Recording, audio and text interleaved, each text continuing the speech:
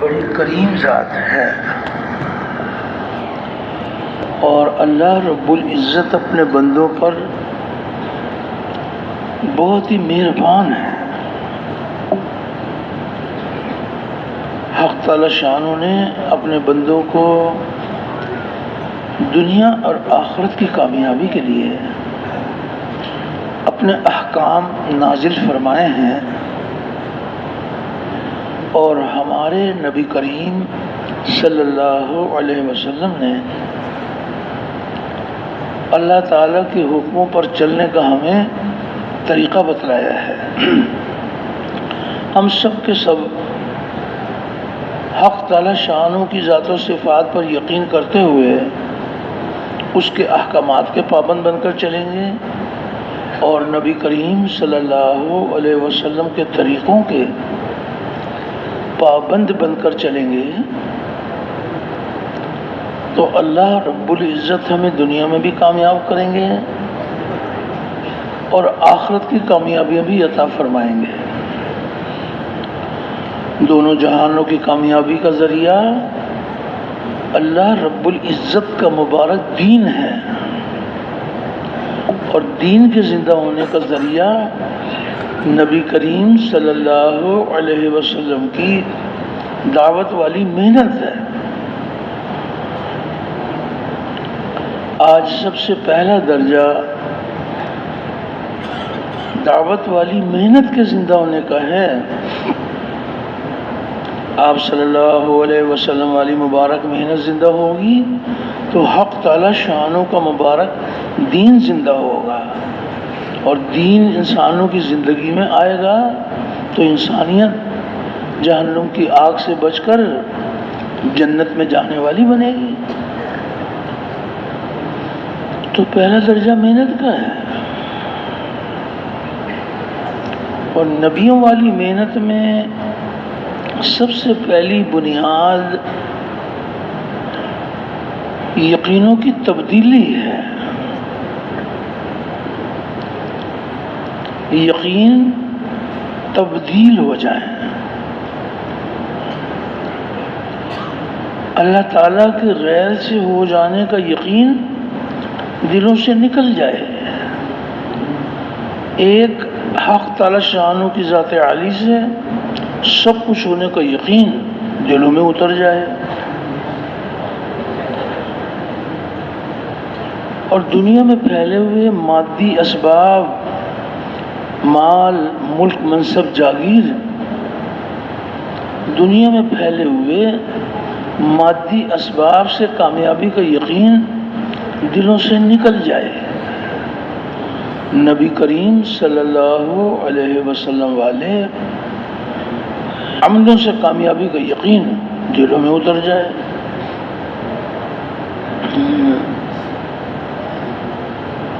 سب سے پہلی بنیاد یقین کا بدل جانا ہے۔ دو یقین ہیں،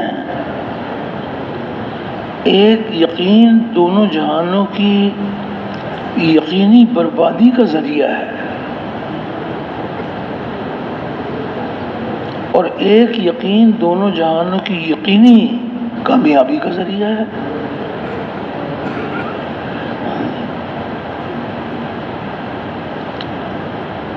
دعوت والی محنت میں اس بات کی کوشش کی جاتی ہے کہ وہ یقین جو دونوں جہانوں کی بربادی کا ذریعہ ہے، وہ یقین انسانوں کے دلوں میں سے نکل جائے، اور وہ یقین جو دونوں جہانوں کی یقینی کامیابی کا ذریعہ ہے، وہ یقین دلوں میں اتر جائے۔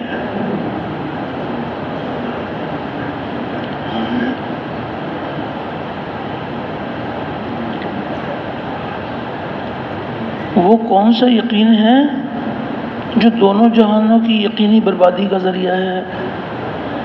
وہ ہے انسانوں کے مشاہدے، ان کے تجربے اور مشاہدے تجربے کا یقین،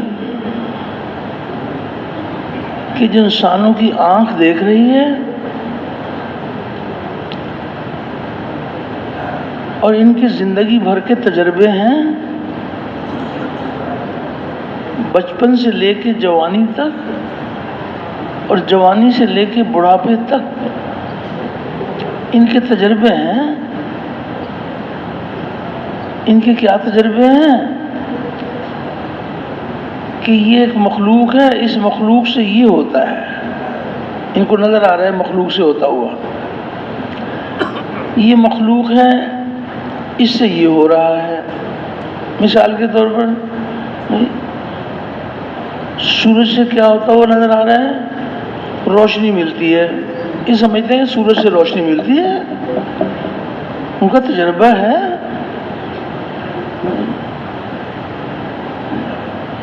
یہ مخلوق کو چلا رہی ہے.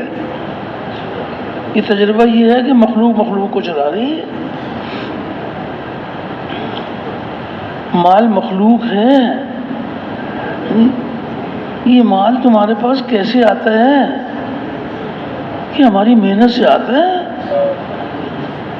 یہ جواب دیں گے کہ ہماری محنت سے مال ملتا ہے. یہ مال تو مخلوق ہے. اور مال سے کیا ہوتا ہے؟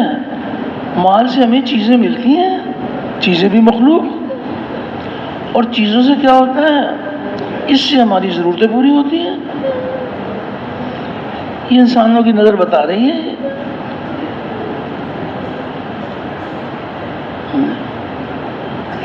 مشاہدے تجربے کا یقین، یہ یقین حق تعالی شانو اپنے کرم کے دروازے کھول دیں اور وہ رحم فرما لیں، اور یہ اس یقین کی نفرت دل میں ڈال دیں اور اس یقین کو دل سے نکالنے کی فکر پیدا کر دیں. اللہ نہ کرے اس یقین پر موت آ گئی تو بڑی بربادی ہوگی. جس مخلوق کو اللہ بناتے ہیں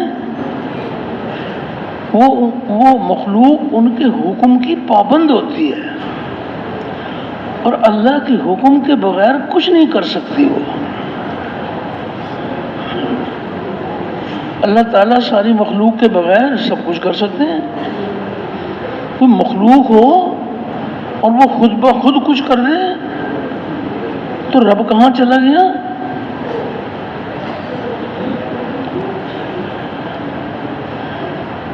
یہ مشاہدے تجربے کا یقین ہے. اور وہ کون سا یقین ہے جو دونوں جہانوں کی یقینی کامیابی کا ذریعہ ہے؟ وہ یقین ہے غیب کی خبروں پر یقین. اللہ تعالیٰ نے فرمایا، اللہ تعالیٰ کی رسول صلی اللہ علیہ وسلم نے فرمایا.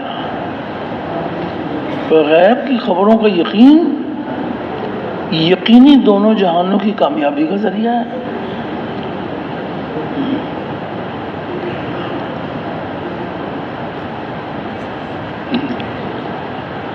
دنیا بھر میں یہ دو یقینوں کی ٹکر ہے. ایک طرف غیب کی خبروں کے یقین والے ہیں اور ایک طرف مشاہدے تجربے کے یقین والے ہیں. مشاہدے تجربے والوں کا راستہ الگ ہے، غیب کی خبروں کے یقین والوں کا راستہ الگ ہے.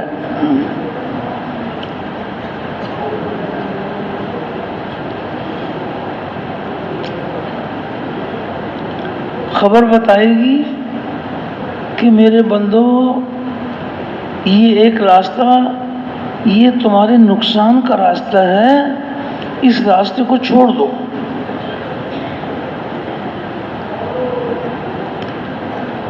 ان کی نظر یہ بتائے گی، ان کا تجربہ یہ بتائے گا کہ یہ راستہ ہمارے فائدے کا راستہ ہے. خبر بتائے گی نقصان اور نظر بتائے گی فائدہ. اتنا فرق ہے دونوں یقینوں میں. مثال کے طور پر آپ غیب کی خبر سنائیں انہیں، مشاہدے تجربے والوں کو، کہ یہ سود حرام ہے اور یہ اللہ تعالیٰ اور اس کے رسول کے ساتھ جنگ ہے، یہ راستہ چھوڑ دو.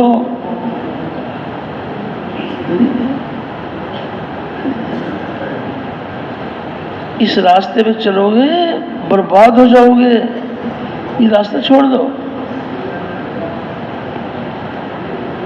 مشاہدے تجربے والے وہ کہتے ہیں آپ کیا عجیب باتیں کر رہے ہیں،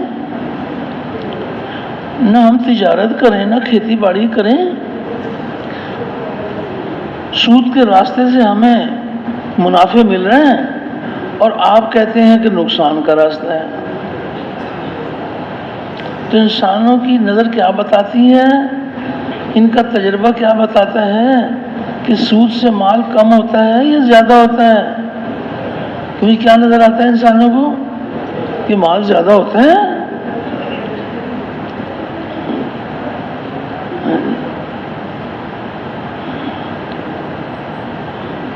حق تعالی شانوں کی بات پر یقین نہیں کرتے. وہ جس میں نقصان بتائیں اس میں تمہیں فائدہ نظر آتا ہے، اور جس میں تمہیں فائدہ بتائیں اس میں تمہیں نقصان نظر آتا ہے. پھر ان کو غیب کی خبر سنائیے کہ زکوٰۃ ادا کرو، دنیا میں یہ انعام آخرت میں یہ انعام، یہ اللہ کا حکم ہے اور اس حکم کے پورا کرنے پر اللہ زندگی بنائیں گے. تو تم زکوٰۃ ادا کرو، 40واں حصہ اپنے مال کا 40واں حصہ زکوٰۃ میں ادا کر دو. یہ 39 حصے یہ تمہاری راحت کا ذریعہ اللہ بنا دیں گے. 39 حصے جو تمہارے پاس بچے ہیں اس سے تمہارے بچوں کی پرورش میں استعمال ہوں گے، تو ان کی رگوں میں جو خون دوڑے گا وہ خون رنگ لائے گا. تو تم زکوٰۃ ادا کرو. مشاہدہ تجربہ ان کا بتاتا ہے کہ زکوٰۃ سے تو مال کم ہو جاتا ہے. زکوٰۃ ادا کریں گے تو مال کم ہو جائے گا، سودی راستے پہ چلیں گے تو مال بڑھ جائے گا.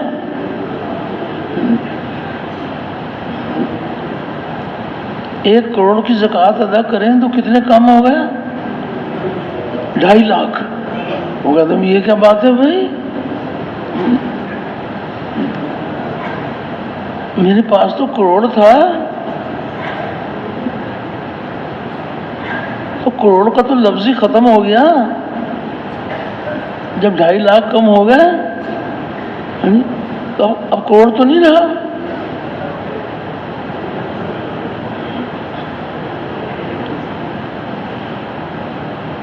جہاں نفع نظر آیا اس کو نفع سمجھ لیا، جہاں نقصان نظر آیا اس کو نقصان سمجھ لیا.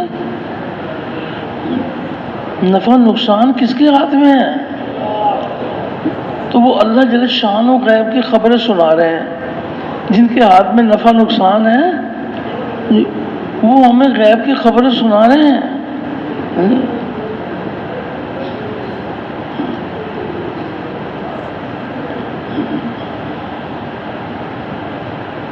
پھر آپ ان سے پوچھیے پیاس کس چیز سے بجھتی ہے، تو کیا جواب دیں گے؟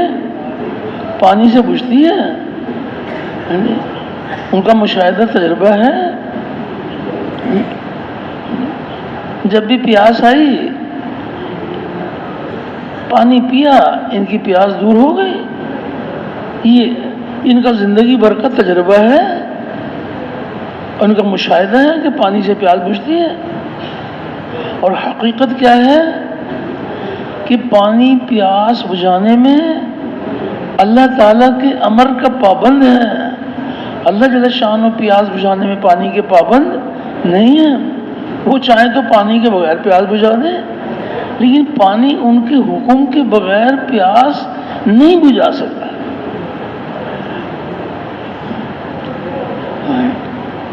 وہ تو اپنی آنکھ دیکھی پر چلتے ہیں. وہ جو پانی تو ان کی آنکھ دیکھ رہی ہے پانی، اور جو اللہ کا امر ہے وہ چھپا ہوا ہے. اب دو باتیں بن گئی، یا تو یہ کہیں گے کہ پانی سے پیاس بجھتی ہے، یا یہ کہیں گے کہ اللہ کے امر سے پیاس بجھتی ہے۔ جو یہ یقین کرتے ہیں کہ اللہ کے امر سے پیاس بجھی ہے، یہ دونوں جہانوں میں کامیاب ہو جائیں گے۔ اور جو سمجھتے ہیں پانی سے پیاس بجھتی ہے، کھانے سے بھوک دور ہوتی ہے، مال سے چیزیں ملتی ہیں، چیزوں سے ضرورتیں پوری ہوتی ہیں، جو انسانوں کی آنکھ دیکھ رہی ہے، اب غور کریں گے یہ یقین کتنا پھیلا ہوا ہے دنیا میں۔ مخلوق سے ہونے کا یقین، مخلوق سے ہونے کا یقین، اس کی فضا ساری دنیا میں چھائی ہوئی ہے۔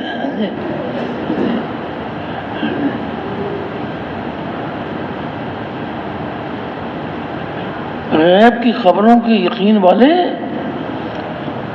تعداد میں کم ہوں گے،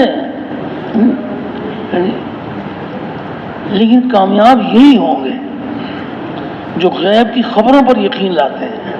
ایمان بالغیب اللہ نے فرمایا، اللہ کے رسول نے فرمایا،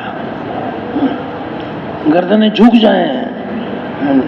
جس ذات نے ہم کو پیدا کیا ہے وہ قدم قدم پر ہمیں غیب کی خبریں سنا کر وہ ہماری رہنمائی فرماتے ہیں، وہ ہماری تربیت فرماتے ہیں۔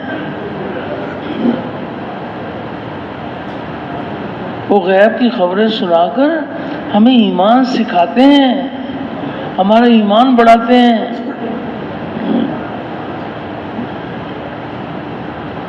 وہ اللہ رب العزت کا کتنا بڑا احسان ہے جی، کہ وہ قدم قدم پر اپنے بندوں کی رہنمائی فرماتے ہیں۔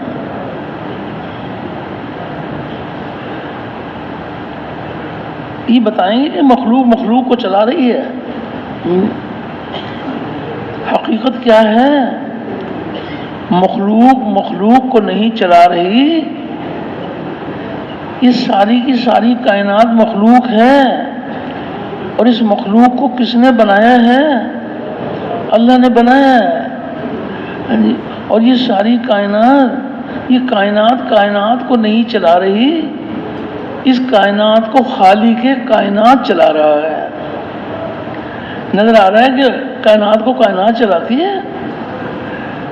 حقیقت یہ ہے کہ اس کائنات کو خالق کائنات چلا رہا ہے۔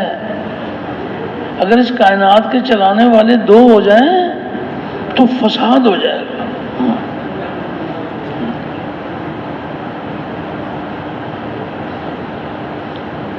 ایک کہے گا رات پہلے نکالو، دوسرا کہے گا دن پہلے نکالو۔ ایک ذات کی قدرت سے سارے وجود کے سلسلے ایک ذات کی قدرت سے چل رہے ہیں۔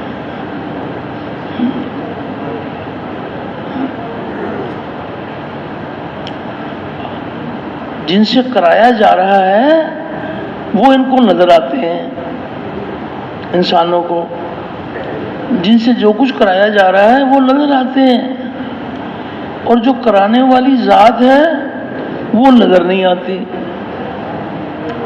تو ان کا مشاہدہ تجربہ یہ بنتا ہے کہ اس مخلوق سے یہ ہو رہا ہے، اس مخلوق سے یہ ہو رہا ہے، اس مخلوق سے یہ ہو رہا ہے۔ جس مخلوق سے جو کچھ بھی ہو رہا ہے وہ کس کے امر سے ہو رہا ہے؟ اللہ کے۔ یہ اللہ نے غیب کی خبر سنائی ہے ہمیں، وہ ہماری گردنیں جھک جائیں۔ جب غیب کی خبر سنیں تو ہمارا ایمان بڑھ جائے،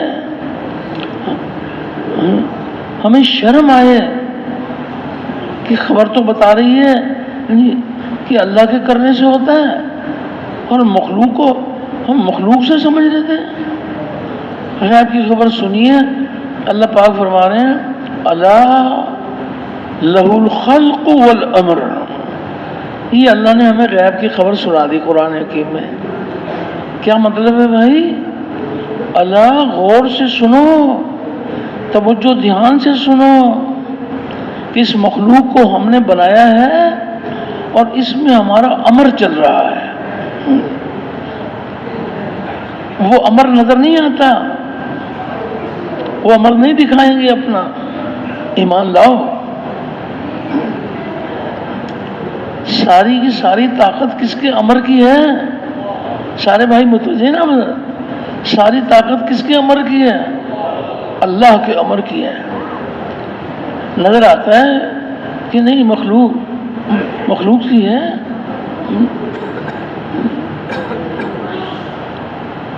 جیسے ہمیں نظر آتا ہے نا کہ پنکھے میں سے ہوا نکل رہی ہے، بھولے بالے سمجھ رہے ہیں کہ یہ پنکھے میں سے ہوا نکل رہی ہے، چلو میں بھی ایک پنکھا خرید کے میں بھی اپنے گھر میں لگا دوں، اب مجھے بھی ہوا ملنے لگے گی.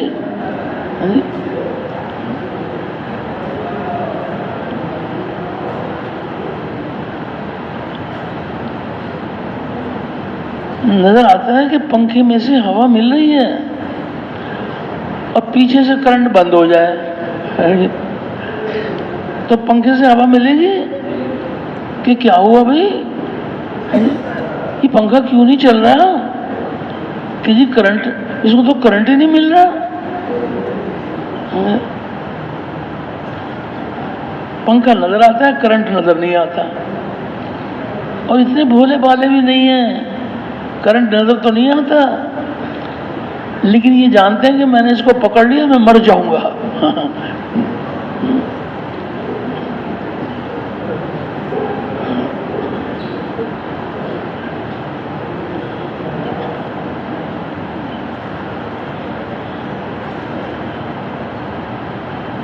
تو دو یقین ہیں، مشاہدے تجربے کا یقین.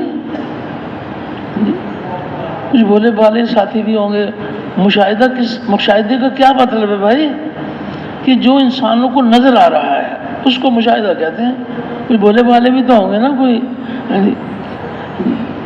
کہ ان کو نظر آ رہا ہے، ان کی آنکھ دیکھ رہی ہے اور ان کو مخلوق سے ہوتا ہوا دکھایا جا رہا ہے. یہ اللہ ہی دکھا رہے ہیں ہم کو امتحان کے طور پر، دکھا رہے ہیں مخلوق سے ہونا اور کر رہے ہیں اپنے امر سے.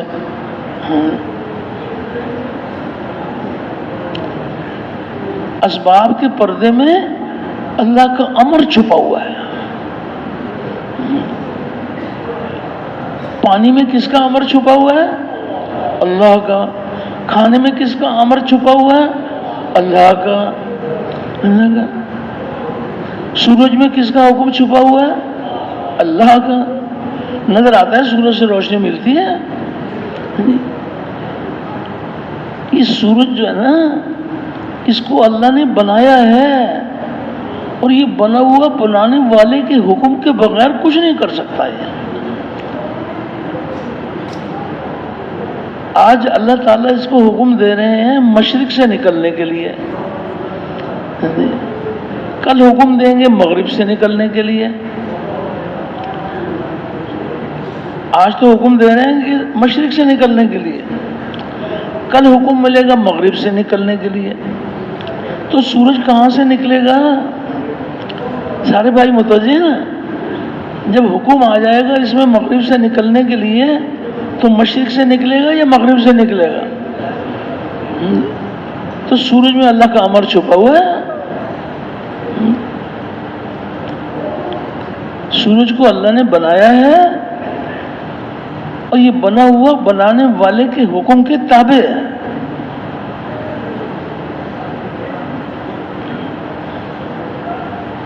اللہ سے ہوتا ہے، اللہ کے غیر سے نہیں ہوتا. اللہ کا سارا غیر اللہ تعالیٰ کے امر کے بغیر، اس کے حکم کے بغیر، اس کے ارادے کے بغیر، اس کے چاہے بغیر، اس کی قدرت کے بغیر کچھ نہیں کر سکتا.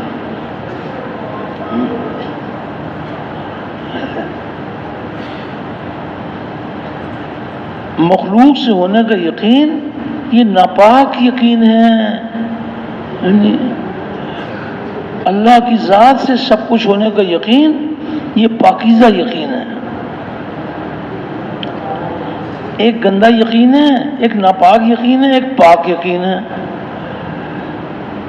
تو دعوت والی جو محنت ہے،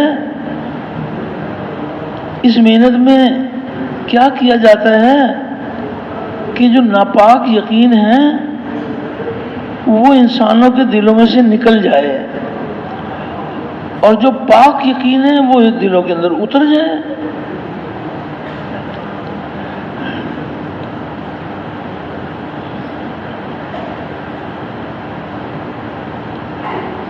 مخلوق سے ہونے کا یقین نکالنے کے لیے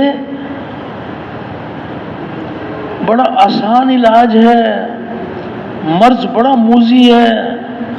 اللہ نہ کرے اگر مخلوق سے ہونے کے یقین پر موت آ گئی کتنی بڑی ناکامی ہوگی۔ ابھی تو سانس کی لڑی چل رہی ہے، ابھی اس مرض کا علاج آسان ہے، مرنے سے پہلے پہلے اس مرض کا علاج آسان ہے۔ لیکن علاج وہ کرے جو اپنے آپ کو بیمار تو سمجھے، جو بیمار ہی نہیں سمجھے وہ کڑوی دوا کیوں کھائے گا بھائی؟ ایک آدمی وہ اسے پتا ہے میں بیمار نہیں ہوں، اور ٹیکہ اس کے لے کے پیچھے پھرو گے، بھائی ٹیکہ لگوا لو، وہ کہے گا بھائی کیا بات کر رہے ہیں آپ، یہ سوئی کی چبھن میں کیوں برداشت کروں، میں تو مریض ہی نہیں ہوں۔ اور جب مرض پتہ چل جائے گا تو پھر زہر کا ٹیکہ بھی لگوا لیں گے کہ وہ یہ تو کینسر نکل آیا، اس کا علاج تو زہر کا ٹیکہ ہے۔ جب تک مرض پتہ نہیں تھا اطمینان تھا۔ مخلوق سے ہونے کا مرض یہ چھوٹا مرض ہے یا بڑا مرض ہے؟ سر کا درد بڑا مرض ہے یا مخلوق سے ہونے کا یقین بڑا مرض ہے؟ سر کا درد نظر آتا ہے اور یقین کی خرابی کی تکلیف ہوتی نہیں ہے، یہ سمجھتے ہیں بس ٹھیک ہے بھائی چلنے دو۔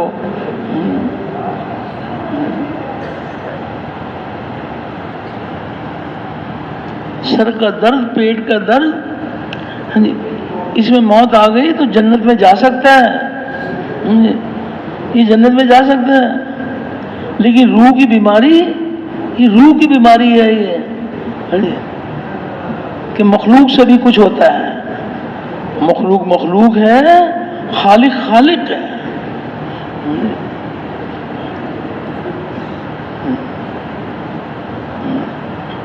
بنے ہوئے کو دیکھ کر بنانے والے کی پہچان۔ تو ایک طرف غیب کی خبروں کا یقین ہے اور ایک طرف مشاہدے تجربے کا یقین ہے۔ تو ہم دعوت والی محنت میں جو سب لگے ہوئے ہیں تو ہم سب کے سب کیا چاہتے ہیں؟ وہ کون سا یقین ہے جو اپنے دل سے نکالنا چاہتے ہیں؟ وہ کون سا یقین ہے؟ مشاہدے تجربے کا یقین۔ اور وہ کون سا یقین ہے جو ہم اپنے دل میں اتارنا چاہتے ہیں؟ وہ ہے غیب کی خبروں پر یقین۔ تو صرف اکیلے اکیلے ہمیں نکالنا چاہتے ہیں یا پوری امت کا یقین بدل جائے؟ کہ جو دعوت والی محنت ہے یہ صرف اپنی ذات کے لیے ہے یا پوری امت کے لیے ہے؟ پوری امت کے دل کا یقین صحیح ہو جائے۔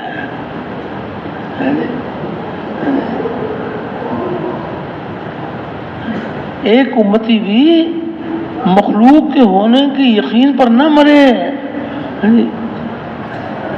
وہ اسلام پر اس کی موت آئے۔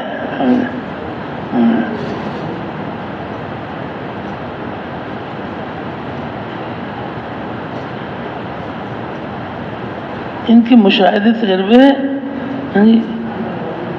اب آپ کسی سے سامنے اس بات کا تذکرہ کریں آپ کہ بھائی بتاؤ کہ یہ بات یہ کہاں تک صحیح ہے کہ ابا جان نے کمایا، اماں جان نے پکایا اور ماں باپ نے ہمیں کھلایا۔ یہ مشاہدہ تجربہ ہے۔ ابا جان نے کمایا، اماں جان نے پکایا اور ماں باپ نے ہمیں کھلایا۔ تو پھر کھانے کے بعد یہ دعا پڑھا کرو کہ تمام تعریف ماں باپ کی کہ جس نے ہمیں کھلایا اور جس نے ہمیں پلایا۔ یہ دعا پڑھتے ہیں۔ کیا دعا پڑھتے ہیں بھائی؟ الحمدللہ الذی اطعمنا وسقانا، کہ تمام تعریف اس اللہ کی کہ جس نے ہمیں کھلایا اور جس نے ہمیں پلایا۔ ماں باپ بچوں کی خدمت کرتے ہیں، اللہ تعالیٰ ان کو ثواب دے دیں گے۔ اور کھلانے والا کون ہے؟ اللہ۔ اور ساری حاجتیں پورے کرنے والا کون ہے؟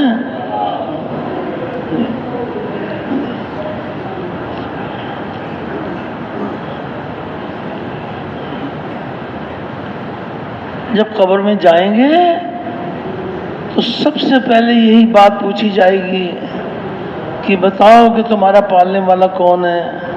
تو جس نے یہ یقین سیکھا ہوا تھا کہ پیاس بجھی تھی، اللہ کے امر سے بجھی تھی، میری بھوک دور ہوئی تھی، اللہ کے امر سے دور ہوئی تھی، میری بیماری دور ہوئی تھی، اللہ کا امر آیا تھا، اس کے امر کی شان تھی، اللہ نے میری بیماری میں اللہ نے حکم اتار دیا شفا کا، شفا جو ملی تھی مجھے اللہ کے چاہنے سے ملی تھی، اللہ کے حکم سے ملی تھی، اس کے ارادے سے ملی تھی۔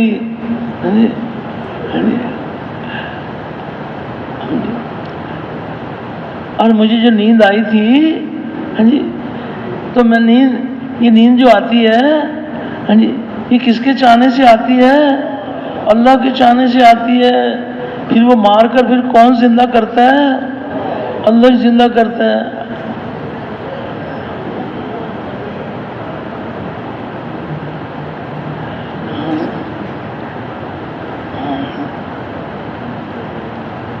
اللہ تعالیٰ چاہتے ہیں کہ میرے بندو قدم قدم پر اپنے پالنے والے کو پہچانو کہ تمہارا پالنے والا کون ہے، تمہاری حاجتیں کون پوری کرتا ہے؟ اللہ۔ جس نے یہ یقین سیکھ لیا کہ مجھے کپڑے ملے اللہ کے چاہنے سے ملے، اولاد ملی اللہ کے چاہنے سے ملی،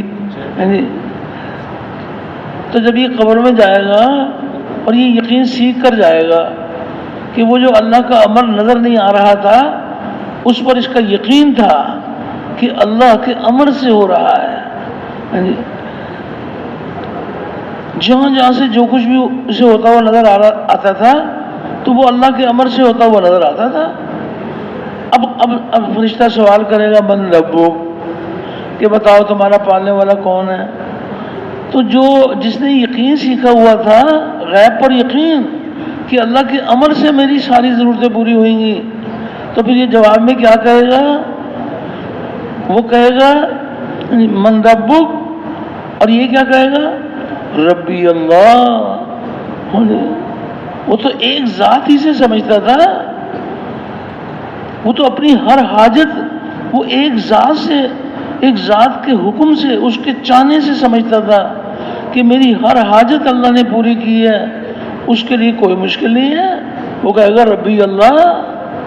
اور جو سمجھتا تھا کہ مجھے پانی سے میری پیاس بجھتی تھی، کھانے سے بھوک دور ہوتی تھی، مال سے مجھے چیزیں ملتی تھیں، چیزوں سے میری حاجتیں پوری ہوتی تھیں، تو یہ کیا جواب دے گا؟ کیوں یہ کہہ سکے گا ربی اللہ؟ وہاں تو یہ دیکھا جائے گا کہ کیا ایمان لے کر آئے ہو ہمارے پاس۔ اس دھوکے میں نہیں رہنا چاہیے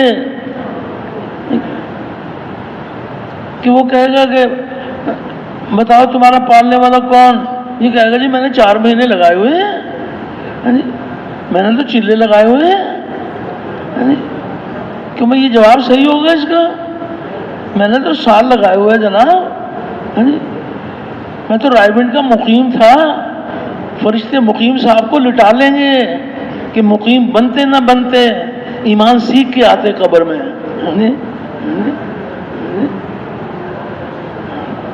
یہ جو ہم وقت لگاتے ہیں وہ تو اسی لیے لگاتے ہیں کہ ہمارا یقین تبدیل ہو جائے،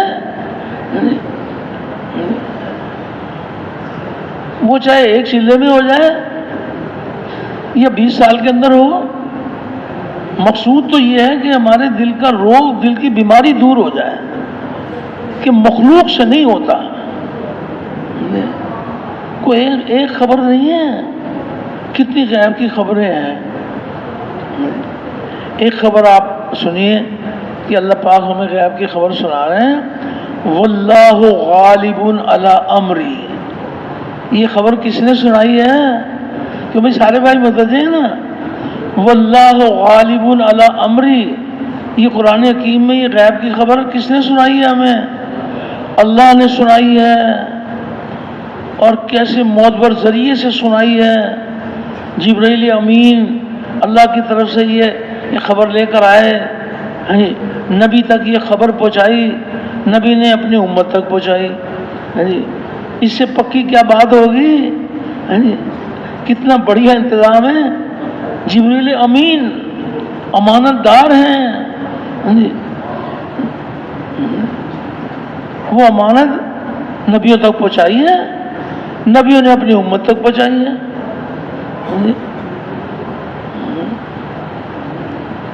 اللہ فرما رہے ہیں کہ ہمارا حکم، ہم اپنے حکم کے اوپر غالب ہیں، اپنے حکم پر غالب، ہمارے حکم کا راج ہے، کسی کے حکم کا راج نہیں ہے۔ ان الحکم الا للہ، یہ غیب کی خبر ہے۔ ان الحکم الا للہ، اللہ فرما رہے ہیں اللہ کے سوا کسی کا حکم نہیں ہے۔ جہاں سے تمہیں نظر آتا ہے یہ تمہاری آنکھ کا دھوکہ ہے، یہ ان کی اپنی ذاتی خوبی نہیں ہے۔ امتحان کے طور پر اللہ نے اگر کوئی مجازی حاکم بنایا ہے تو امتحان کے طور پر بنایا ہے، یہ اس کی ذاتی خوبی نہیں ہے، اللہ نے اس کو عطا کی ہے۔ امتحان لیں گے، اختیارات دے کر امتحان لیتے ہیں کہ یہ اختیار کو اپنے ظلم کے لیے استعمال کرتے ہیں یا عدل کے لیے استعمال کرتے ہیں۔ یہ جو مجازی حاکم ہیں، یہ حقیقی حاکم ہیں، یہ مجازی حاکم ہیں؟ تو مجازی ہیں، حقیقی حاکم کون ہے؟ احکم الحاکمین کون ہے؟ ان الحکم الا للہ۔ ہماری گردنیں جھک جائیں کہ اللہ جل شانہ ہمیں یہ غیب کی خبر سنا رہے ہیں، کتنا بڑا ان کا احسان ہے۔ غیب کی خبریں سنا کر انسانوں کو مخلوق کے ہونے کے دھوکے سے نکالتے ہیں کہ مخلوق سے نہیں، ہمارے چاہنے سے ہوتا ہے۔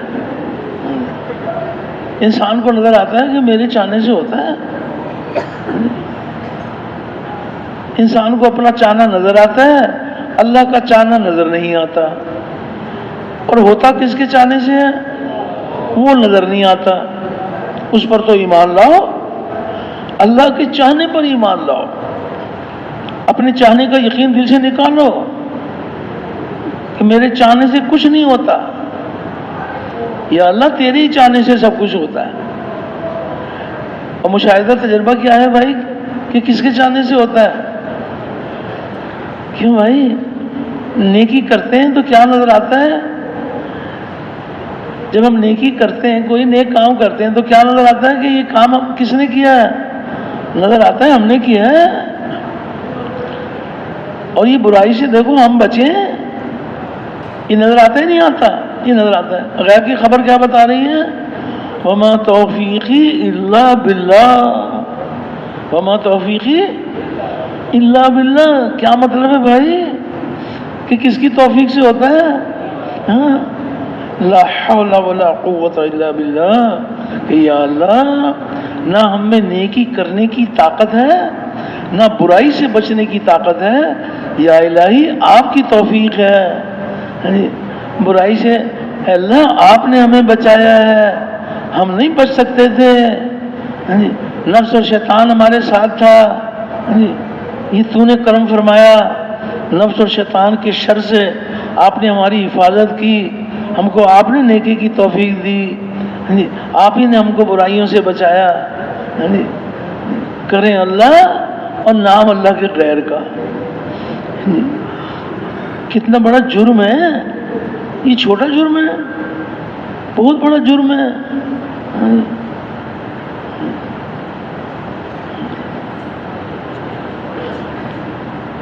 قدم قدم پر غیب کی خبریں سنائی ہیں کہ میرے بندو تم جو چاہو گے وہ نہیں ہوگا، جو ہم چاہیں گے وہ ہوگا۔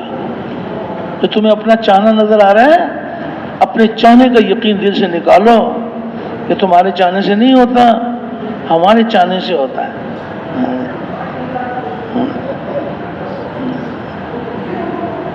کتنی بڑی بات ہے، کرے اللہ نام اللہ کے غیر کا۔ وما تشاءون الا ان یشاء اللہ۔ سارے بھائی متوجہ ہیں آپ کہ بھائی اللہ آپ کو بہت زیادہ خیر عطا فرمائے۔ جی بڑا ہمیں بہت زیادہ احساس ہوتا ہے کہ اللہ کے راستے میں نکلے ہوئے ہیں، راتوں کو بھی اللہ کے سامنے گڑ گڑا کے روتے ہیں، اعمال کرتے ہیں، تھکے ہارے ہوتے ہیں، اور پھر جم کر بات سن رہے ہوتے ہیں تو اللہ پاک خالی ہاتھ تو نہیں بھیجے گا۔ بات کہنے والے کی بھی اللہ پاک تربیت کرتے ہیں، سننا اتنا اونچا عمل ہے۔ تو یہ اللہ پاک فرما رہے ہیں، اللہ رب فرما رہے ہیں وَمَا تَشَاءُونَ إِلَّا أَن يَشَاءَ اللَّهُ، کہ میرے بندو تم میرے چاہے بغیر چاہ بھی نہیں سکتے۔ نظر آتا ہے ہمارے چاہنے سے ہوتا ہے۔ انسان کسی کام کو کرنا چاہتا ہے، اللہ نہیں چاہتے تو وہ کام ہو جائے گا؟ تو پھر کس کے چاہنے سے ہوا؟ اور مشاہدہ تجربہ کیا ہے؟ نظر کیا آتا ہے کہ بھائی نظر کیا آتا ہے کہ کس کے چاہنے سے ہو رہا ہے؟ کہ ہمارے چاہنے سے ہو رہا ہے۔ دیکھو ہم یہاں جمع ہونا چاہتے تھے، دیکھو ہم جمع ہو گئے۔ ہم جو یہاں جمع ہوئے ہیں یہ اپنے چاہنے سے ہوئے یا اللہ کے چاہنے سے؟ اللہ کے چاہنے سے ہوئے ہیں۔ ڈوری تو کسی اور کے ہاتھ میں ہے، ہماری ڈوری اپنے ہاتھ میں ہی اللہ کے ہاتھ میں ہے، اللہ کے ہاتھ میں۔ جو وہ چاہیں گے وہ ہوگا، جو وہ نہیں چاہیں گے نہیں ہوگا۔ انسان کسی کام کو کرنا نہیں چاہتا، اللہ چاہتے ہیں تو وہ کام رک جائے گا۔ کبھی آپ نے سنا ہے کہ کوئی انسان یہ چاہتا ہے کہ میں بیمار ہو جاؤں اور وہ بیمار ہونے کے لیے کوئی کوشش کرتا ہے، کوئی تدبیر اختیار کرتا ہے کہ میں بیمار ہو جاؤں، بیمار ہونے کے لیے کوشش کرتا ہے انسان؟ تو بیماری اس کے چاہنے سے آتی ہے یا اللہ کے چاہنے سے آتی ہے؟ کس کے چاہنے سے آتی ہے؟ اللہ کے چاہنے سے آتی ہے۔ اچھا چلو یہاں تک تو سب کہہ دیں گے کہ بھئی ہم نے تو کچھ بھی نہیں کیا، اللہ پاک کے چاہنے سے بیماری آئی ہے۔ اچھا اب وہ بیماری کو شفا سے کون بدلے گا؟ ایک بیمار ہے، اب اس کو شفا مل رہی ہے، تو اس کا مشاہدہ تجربہ کیا بتا رہے ہیں کہ کہیں سے شفا ملی ہے؟ دوائی سے ملی ہے۔ بڑی قیمتی دوائی کھائی تھی بھائی، ایسے ہی نہیں مزدور ہو گیا۔ سونا بیچ کے دوائی کھائی ہے، آپ کیا سمجھتے ہیں؟ بڑی قیمتی دوائی کھائی ہے۔ غیب کی خبر کیا بتا رہی ہے کہ دوا شفا حاصل کرنے میں اللہ کے امر کی پابند ہے، اللہ جل شانہ شفا دینے میں دوا کے پابند نہیں ہے۔ جو بیمار کرتا ہے وہی شفا دیتا ہے۔ ابراہیم علیہ السلام نے یہی فرمایا نا کہ جب میں بیمار ہو جاتا ہوں اللہ مجھے شفا دیتے ہیں۔ نظر آتا ہے کہ دوائی سے شفا ملی ہے۔ دوائی میں اگر حکم آ جائے بیماری کی اور بڑھنے کا آ جاتا ہے۔ سینکڑوں دفعہ دیکھا ہوگا آپ نے کہ دوائی کھائی مرض اور زیادہ ہو گیا، تو اس کا کیا مطلب ہے؟ ڈوری کس کے ہاتھ میں ہے؟ تو اللہ کے ہاتھ میں ہے۔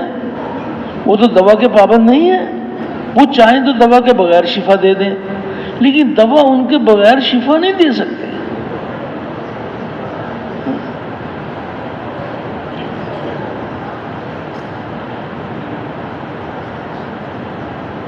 اللہ سے ہوتا ہے، اللہ کے غیر سے نہیں ہوتا۔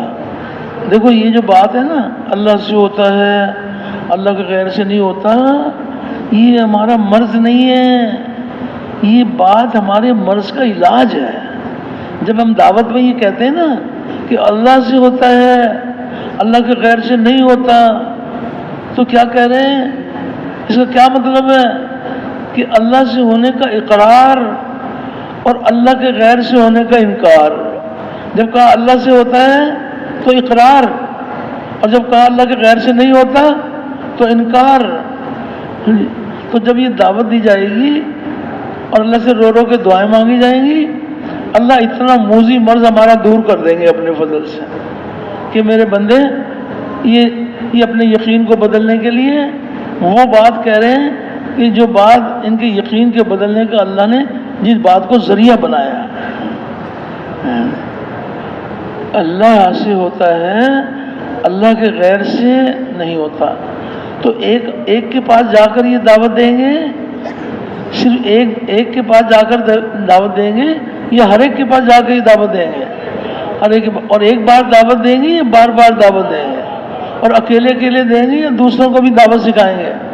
دوسروں کو بھی اللہ سے ہوتا ہے اللہ کے غیر سے نہیں ہوتا۔ صاف بات کریں جی، اس میں کچھ کہیں گے کہ آپ جی یہ کیا باتیں کر رہے ہیں آپ جی، فلاں مخلوق سے نہیں ہوتا، فلاں مخلوق سے نہیں ہوتا۔ وہ اپنے مشاہدے تجربے کی باتیں کریں گے، ہم غیب کی باتیں کریں گے۔ ایک طرف ہے مشاہدے تجربے کی باتیں کرنے والے اور ایک طرف ہے غیب کی خبروں کی باتیں کرنے والے۔ تو تبلیغ والے کون سی باتیں کریں؟ ہاں غیب کی خبروں کی باتیں کریں۔ وما تشاؤون الا ان یشاء اللہ وما توفیقی الا باللہ لا حول ولا قوت الا باللہ۔ یعنی یہ تو بات کریں گے، غیب کی خبروں کی بات کریں گے۔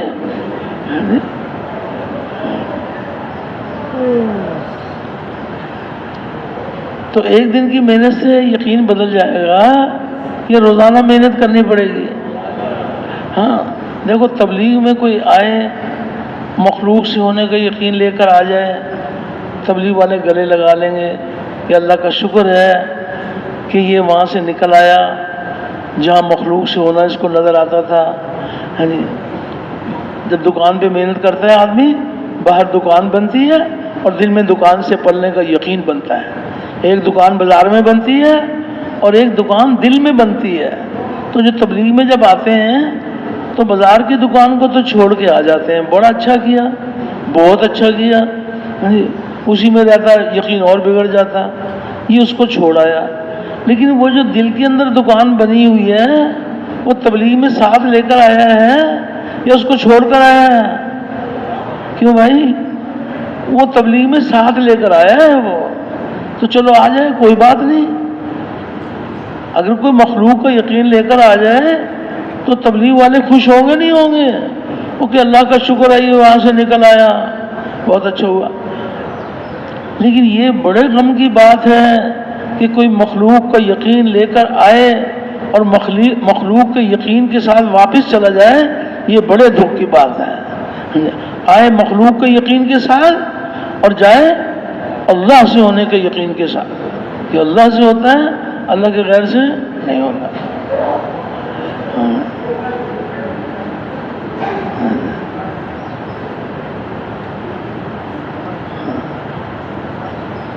قدم قدم پر اللہ جل شانہ اپنے بندوں کی رہنمائی فرماتے ہیں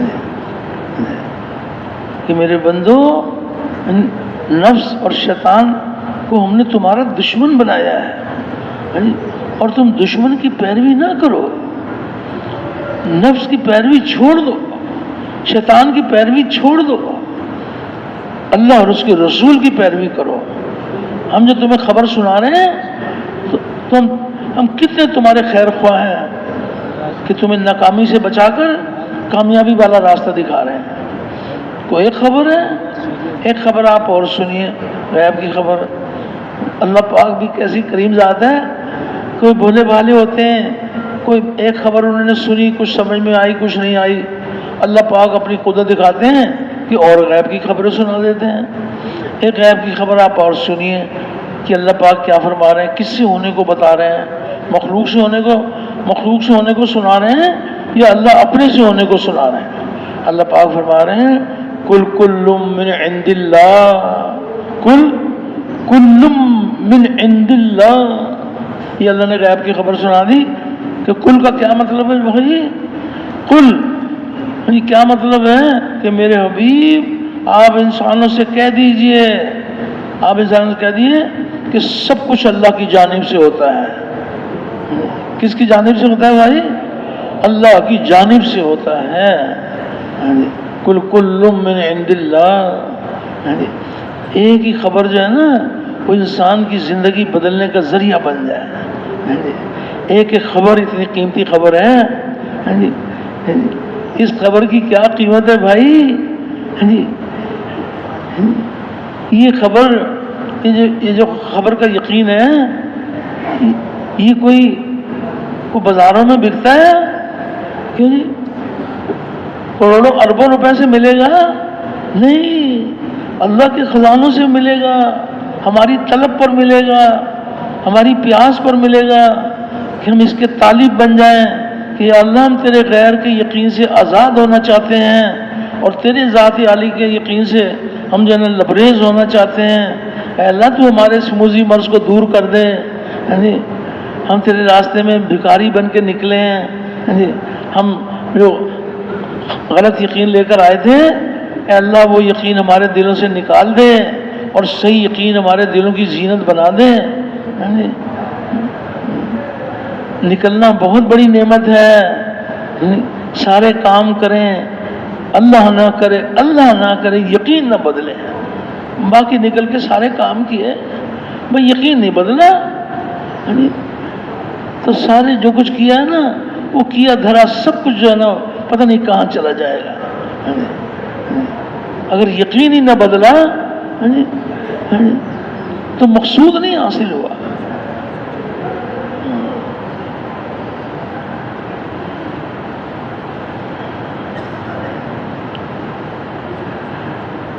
اس لیے یہ بار بار مثال دی جاتی ہے۔ پہلے تو یہ بتایا جاتا ہے کہ انسانوں کا مشاہدہ تجربہ کیا ہے، یہ بتایا جاتا ہے، اور پھر یہ بتایا جاتا ہے کہ غیب کی خبر کیا بتا رہی ہے۔ تو بات کا سمجھنا آسان ہو جاتا ہے۔ یہ بات واضح کرنے کے لیے ہے کہ یہ بات واضح ہو جائے کہ جو مشاہدے تجربے کا یقین ہے یہ گندا یقین ہے، اور اس سے نفرت پیدا ہو جائے اور اس یقین کو دل سے نکالنے کے لیے محنت کرنی آسان ہو جائے۔ اور وہ کون سا یقین ہے؟ جو پاکیزہ ہے، اللہ اکبر، وہ یقین ہمارے دلوں میں آ جائے، یعنی یقین بدل جائے۔ سارے بھائی متوجہ ہیں؟ بدلنے کا کیا مطلب ہوتا ہے بھائی؟ یہ بتاؤ بھائی، کسی چیز کے بدلنے کو جو کہتے ہیں کیا مطلب ہوتا ہے اس کا؟ کہتے ہیں گاڑی کا تیل بدل لو، تو کیا مطلب ہوتا ہے کہ کون سا تیل نکال دو؟ جی کون سا تیل نکال دو؟ کہ گندا تیل نکال دو، اور کون سا تیل ڈال دو؟ یہ تو سب کو سمجھ میں آتا ہے۔ تیل کا بدلنا، گاڑی جس کے بعد نہیں ہے نا وہ بھی سمجھتا ہے کہ ہاں تیل کا بدلنا، بھائی یقین کا بدلنا بابا۔ تبلیغ میں جو ہے نا، تبلیغ میں کس لیے آئے ہیں؟ یقین بدل جائے، صرف اکیلے بدل جائے، ہمارا اکیلے کا بدل جائے، کہ بھائی اکیلے کا بدل جائے یا پوری امت کا؟ پوری امت کا۔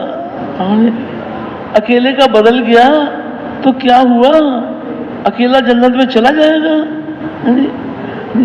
اکیلے جنت میں جانا ہے یا پوری امت کو لے کے جانا ہے؟ تو پوری امت کی فکر لے کر محنت کرنا۔ یا الہی، ہم اس مخلوق کے یقین سے بیزار ہیں، یہ گندی چیز ہے، ہمارے دل سے نکال دیں۔ اس گندے یقین کو ہم نکالیں گے یا اللہ نکالیں گے؟ اللہ نکالیں گے۔ وہ ہماری طلب اور پیاس کو دیکھیں گے۔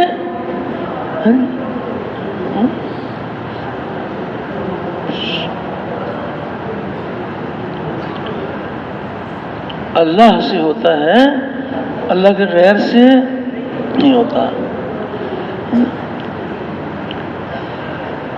ایک اور مشاہدہ تجربہ دیکھو کہ ہم کتنے دھوکے میں پھنسے ہوئے ہیں، کہ ہمارا مشاہدہ تجربہ کیا ہے اور کتنی انسانیت اس دھوکے میں پھنسی ہوئی ہے۔ کیا دھوکہ ہے کہ انسانوں کو یہ نظر آ رہا ہے کہ یہ ملک جو ہے نا، یہ فلاں ملک یہ بڑی طاقت والا ملک ہے، اس ملک کا اسلحہ بڑا قیمتی ہے، ان کے پاس ان کے جہاز بڑے بمبار ہیں اور ان کی بڑی طاقت ہے، اور یہ ملک جو ہے نا اس کی طاقت کم ہے۔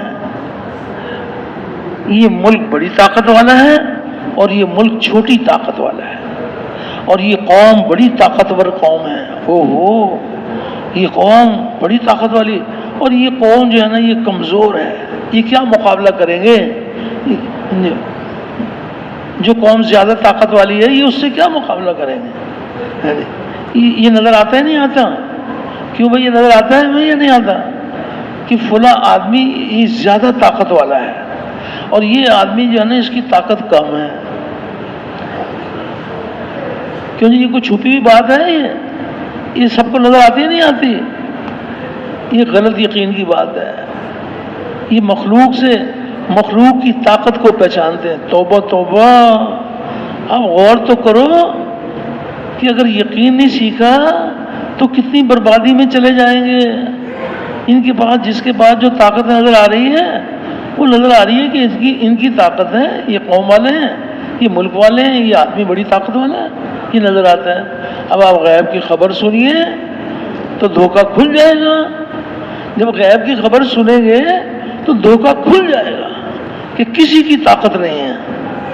غیب کی خبر سنی، ان القوت للہ جمیعا، یہ اللہ نے غیب کی خبر سنا دی، ان القوت للہ جمیعا، کہ ساری طاقت کا سرچشمہ صرف اللہ کی ذات ہے، اللہ کے سوا کسی کی طاقت نہیں ہے۔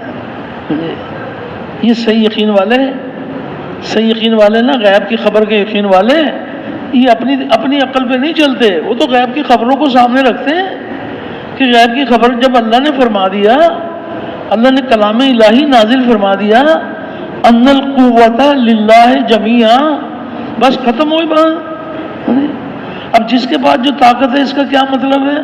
فرمایا جس کے پاس بھی طاقت ہے یہ اس کی ذاتی نہیں ہے، یہ اللہ نے اس کو عطا کی ہے، یہ اللہ کی دی ہوئی طاقت ہے۔ اگر کسی ملک کے پاس طاقت ہے تو اس کی اپنی نہیں ہے، یہ طاقت کس نے اس کو دی ہے؟ اللہ نے دی ہے۔ اور اگر کسی قوم کے پاس طاقت ہے، وہ طاقت کس نے دی ہے؟ اللہ نے دی ہے۔ جیسے وہ ہمیں پانی پلاتے ہیں، کھانا کھلاتے ہیں، وہ ہمیں کپڑے پہناتے ہیں، وہ جانتے ہیں کہ ان کو طاقت کی ضرورت ہے، وہ جانتے ہیں کہ اگر میں اپنے بندوں کو اگر طاقت نہ دوں تو ان کی نسلیں پیدا ہونی ختم ہو جائیں گی۔ اگر انسان کے پاس طاقت ہی نہ ہو، ان کے بچے پیدا ہوں گے ختم، سارا نظام ختم ہو جائے گا۔ تو یہ جس کے پاس جتنی طاقت ہے اس کی اپنی ہی اللہ نے دی ہے، اور ساری طاقت کس کے پاس ہے؟ ان القوت للہ جمیعا۔ یہ یقین دل میں اتر جائے، یہ غیب کی خبر ہے، سنی سنائی باتیں نہیں ہیں۔ یہ قوم بڑی طاقت والی ہے، یہ آدمی بڑی طاقت والا ہے۔ ہر آدمی کو پہچان لینی چاہیے کہ جو میرے اندر طاقت ہے یہ اللہ کی عطا ہے، اور جو دینا جانتا ہے وہ لینا بھی جانتا ہے۔ یہ نہیں ہے کہ بس وہ دینے کے بعد بس مجبور ہو گیا، نہیں، جب چاہے گا چھین لے گا۔ کسی ملک کو جو طاقت دیتے ہیں وہ امتحان کے طور پر دیتے ہیں۔ کیا امتحان ہے؟ سارے بھائی متوجہ ہیں نا؟ کیا امتحان ہے؟ اللہ پاک وہ طاقت دے دیتے ہیں اور وہ یہ امتحان لیتے ہیں کہ میری دی ہوئی طاقت کو یہ عدل کے لیے استعمال کرتے ہیں یا ظلم کے لیے استعمال کرتے ہیں۔ یہ ظلم کے لیے طاقت کو استعمال کرتے ہیں، اللہ اپنی قدرت سے ان کو ہلاک کرتے ہیں، اور جو عدل کے لیے کرتے ہیں اللہ ان کو اجر و انعام دیتے ہیں۔ چاہے طاقت آدمی کے پاس ہو، چاہے کسی قوم کے پاس ہو، وہ کسی ملک کے پاس ہو، کسی کی ملکیت نہیں ہے، ساری طاقت کا سرچشمہ اللہ کی ذات ہے۔ ان القوت للہ جمیعا۔ یقین دل میں اتر جائے. اللہ نے قرآن حکیم میں واقعات سنائے کہ وہ کون سی قوم تھی جس کو ہم نے مثالی قسم کی طاقت دی تھی، اور کیسی طاقت والی قوم تھی قوم عاد.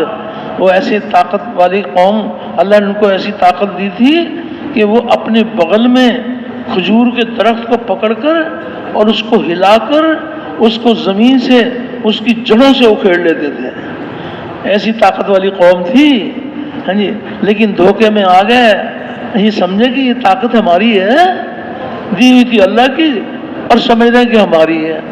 تو اللہ نے ان کے الفاظ جو ہمیں سنائے اللہ نے کہ قوم عاد کیا کہتی تھی.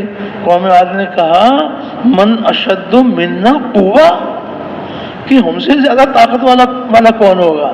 اللہ نے کہا اچھا، ہماری دی ہوئی نعمت کو اپنی طرف منسوب کرتے ہو. اللہ نے ایسی ہوا چلائی، وہ ایسی طاقت والی قوم کہ وہ ایسے گرے ہوئے تھے جیسے کھجور کے کٹے ہوئے تنے گرے ہوئے ہوتے ہیں. بھئی کاملی طاقت ہوئی. قوم عاد کی طاقت کہاں چلی گئی؟ کیوں جی، کس نے لے لی؟ جس نے دی تھی اس نے لے لی. جو دینا جانتے ہیں وہ لینا بھی جانتے ہیں.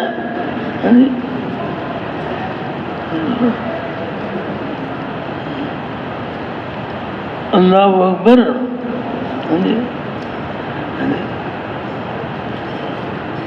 تو ہم جو اللہ کے راستے میں نکلے ہیں، اللہ نے ہم کو توفیق دی ہے، ہمیں اس کا بڑا اللہ کا شکر کرنا چاہیے کہ اللہ ہماری دکانوں میں تو باتیں نہیں ہوتی تھیں، ہمارے کارخانوں میں یہ باتیں نہیں ہوتی تھیں، ہمارے گھروں میں یہ باتیں نہیں ہوتی تھیں.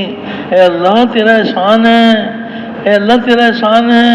تیرے راستے میں نکلے ہوئے ہیں، آج باتیں سن رہے ہیں، کل تو ہمیں اس کی حقیقت عطا فرمائے گا. ایک ہے باتیں اور ایک ہے باتوں کی حقیقت.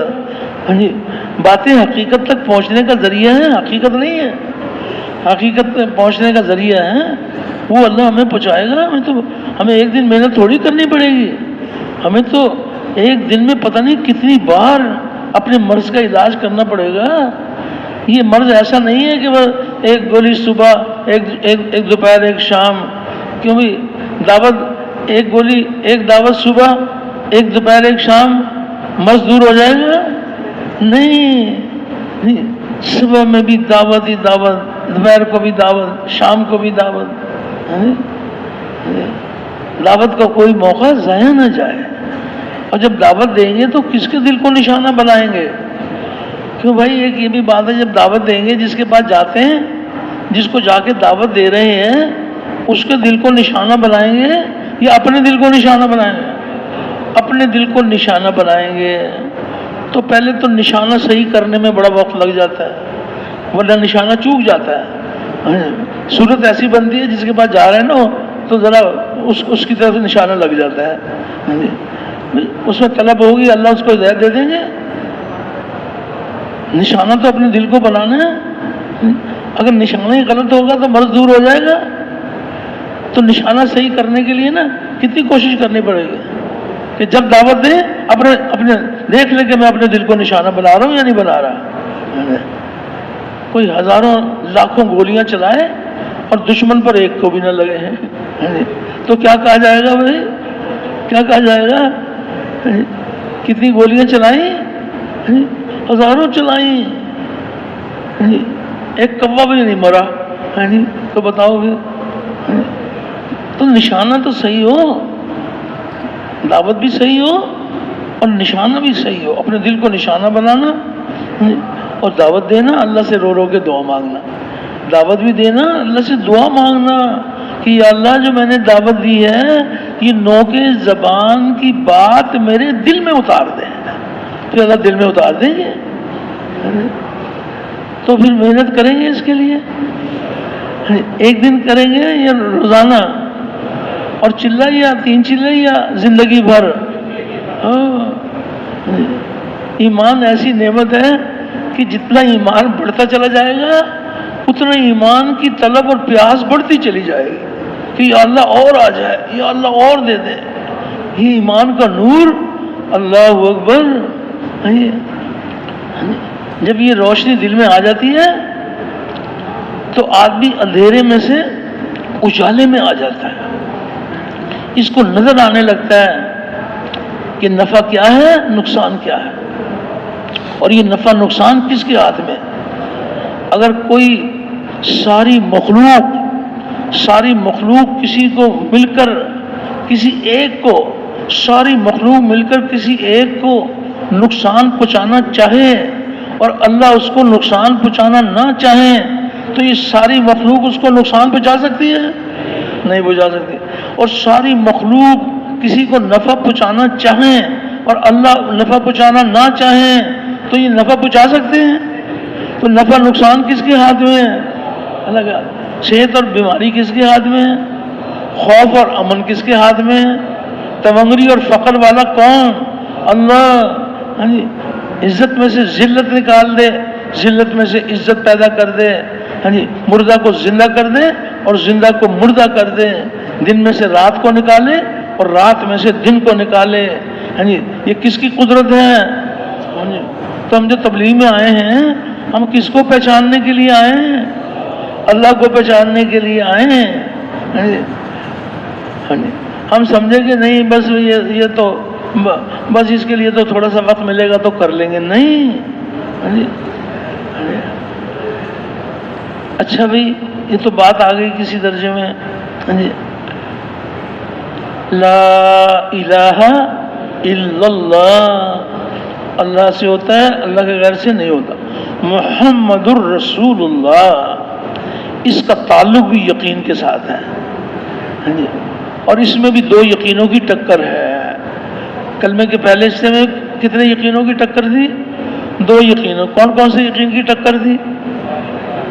مشاہدہ تجربہ اور غیب کی خبر کا یقین، اور محمد الرسول اللہ، اس میں بھی دو یقینوں کی ٹکر ہے۔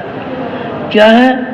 ایک طرف ہمارے نبی کریم علیہ الصلوۃ والسلام کے مبارک اعمال ہیں اور اعمال سے زندگی بننے کا یقین ہے، اور ایک طرف دنیا میں پھیلے ہوئے مادی اسباب ہیں اور مادی اسباب سے زندگی بننے کا یقین ہے۔ تو مادی اسباب سے زندگی بننے کا یقین یہ مشاہدے تجربے کا یقین ہے، اور یہ غلط یقین ہے۔ ان کی نظر بتاتی ہے کہ زیادہ مال ہوگا زیادہ کامیابی ملے گی، اور تھوڑا مال ہوگا تھوڑی کامیابی ملے گی، اور بڑی ڈگری ہوگی بڑی کامیابی ملے گی، چھوٹی ڈگری ہوگی چھوٹی کامیابی ملے گی۔ اے چھوٹی ڈگری والوں، یہ دوسروں سے بھی کہیں گے بڑی ڈگری حاصل کرو، اور اے بڑی ڈگری والوں بڑا عہدہ حاصل کرو، تم کامیاب ہو جاؤ گے۔ یہ مشاہدہ تجربہ ہے۔ مادی اسباب سے کامیابی کا یقین، سونا چاندی اگر تھوڑا ہوگا تو تھوڑی کامیابی ملے گی، اور زیادہ ہوگا زیادہ کامیابی ملے گی، زیادہ ہوگا تو زیادہ کامیابی ملے گی۔ یہ غلط یقین کی بات ہے، یہ فاسد یقین ہے، لیکن آج چھائے ہوا ہے دنیا میں۔ مادی اسباب، مال، ملک، منصب، جاگیر، جو امتحان کی چیز ہے اس کو اطمینان کی چیز سمجھتے ہو؟ وہ تو امتحان ہے۔ یہ مادی اسباب اللہ نے بیکار نہیں بنائے ہیں، یہ اپنے بندوں کے امتحان کے لیے بنائے ہیں، اطمینان کے لیے نبی کریم علیہ الصلوۃ والسلام کے اعمال عطا فرمائے، عملوں سے کامیابی کا یقین دلوں میں اتر جائے اور مادی اسباب سے کامیابی کا یقین دلوں سے نکل جائے۔ کوئی ذرہ بھی اللہ نے بیکار نہیں بنایا، یہ امتحان کے لیے اللہ نے بنائے مادی اسباب۔ کسی کو مال ہے تو یہ اطمینان کے لیے ہے، یہ امتحان کے لیے ہے، کیونکہ اگر اللہ کسی کو مال دے رہے ہیں تو اطمینان کے لیے دے رہے ہیں، امتحان کے لیے۔ کیا امتحان ہوگا؟ کیا امتحان ہوگا کہ جس کے پاس مال ہے، یہ مال یہ کس کے چاہنے پر خرچ کرتا ہے؟ اپنی جی چاہی پہ خرچ کرتا ہے یا اللہ کے حکم نبی کے طریقے پر خرچ کرتا ہے؟ امتحان کی چیز ہے۔ حکومت کا مل جانا امتحان، مال کا مل جانا امتحان، عہدے ڈگریوں کا مل جانا امتحان، سونے چاندی کا مل جانا امتحان، یہ امتحان ہے۔ اطمینان کی کیا نعمت ہے؟ اطمینان ہے نبی کریم علیہ الصلوۃ والسلام کے مبارک اعمال، اللہ اکبر، کیا شان ہے ہمارے نبی کریم علیہ السلام کے مبارک اعمال کی، کیا شان ہے۔ اللہ اکبر، آپ کے جسم مبارک سے نکلنے والا ایک ایک عمل، یہ ساتوں زمینیں، ساتوں آسمان، چھوٹے بڑے سارے نقشے، عرش فرش کرسی، سب سے زیادہ قیمتی ہے ایک ایک عمل۔ عمل کی کیا قیمت ہے، یہ یقین دل میں اتر جائے۔ مادی اسباب کا کیا درجہ ہے، یہ پتہ چل جائے کہ اس کی حقیقت کیا ہے۔ کسی بات کو شریعت نے چھپایا نہیں ہے، مادی اسباب کی حقیقت بھی بتائی ہے، اور اعمال کی حقیقت بھی بتائی ہے کہ اعمال والوں کی کیا شان ہے۔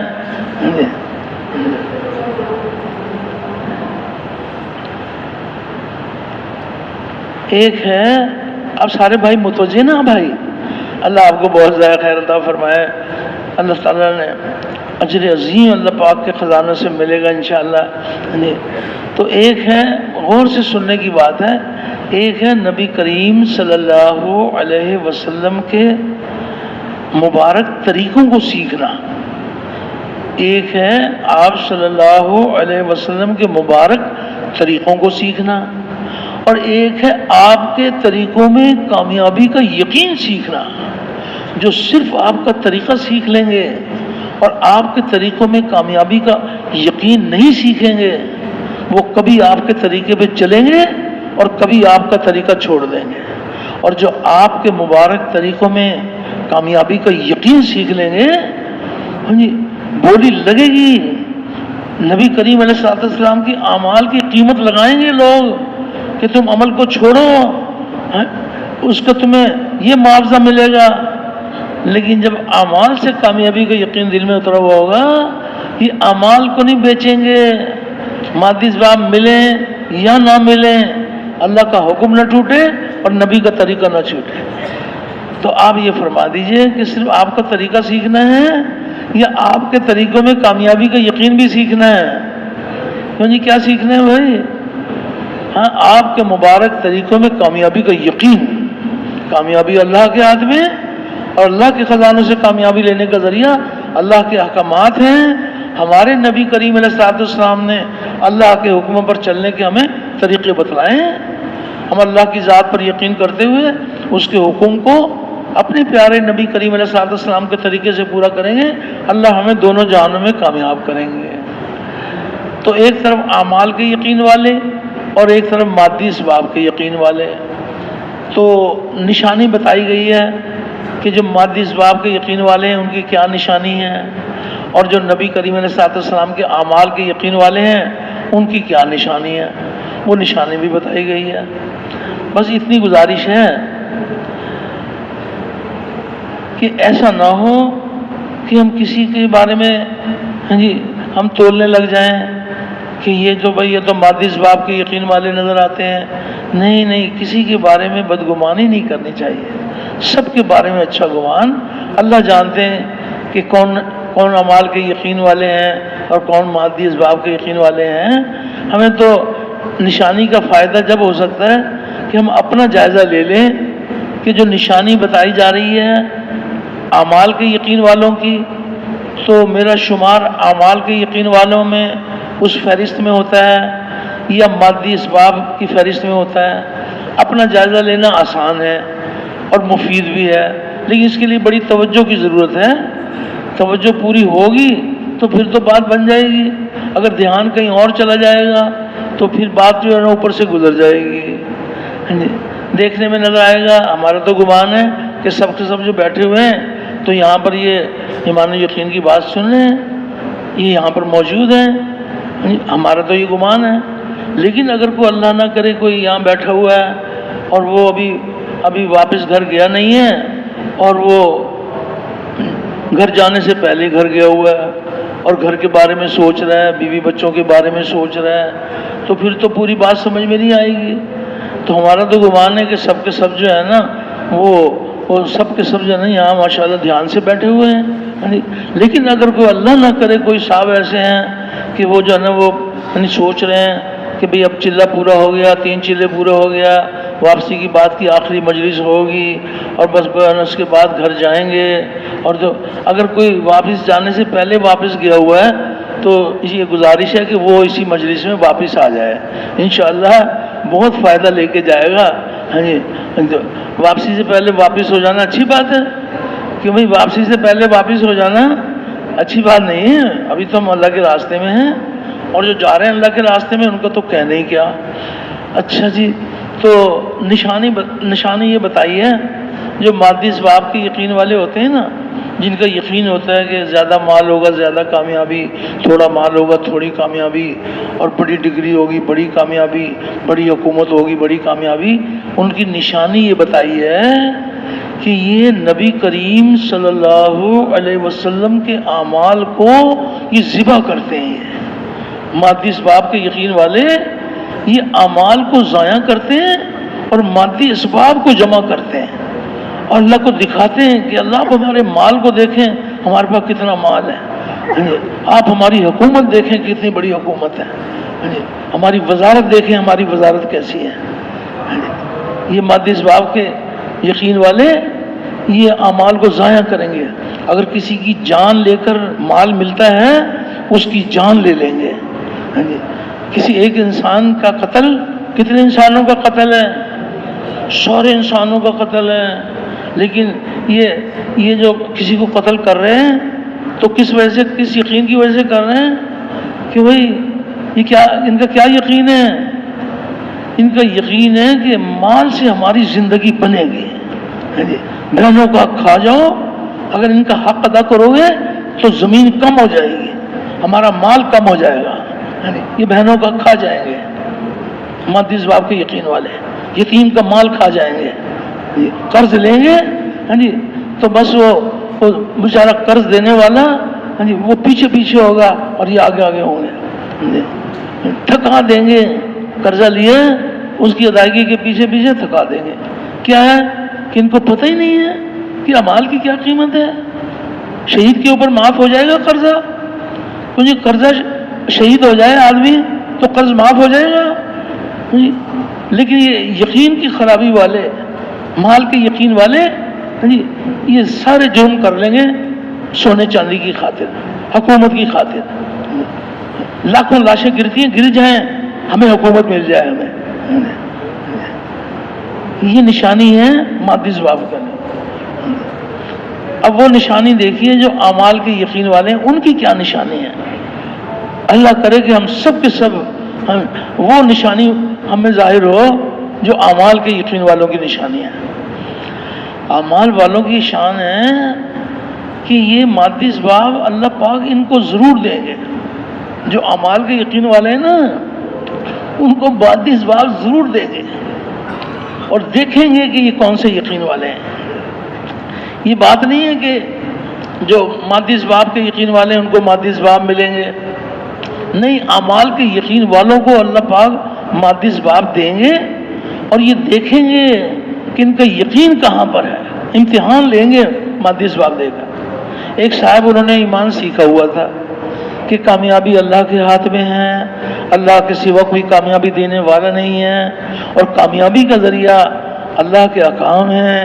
ہمارے نبی کریم علیہ السلام کو اللہ نے مبعوث فرمایا, اعمال کے طریقے وہ اللہ کی طرف سے لے کر آئے ہیں.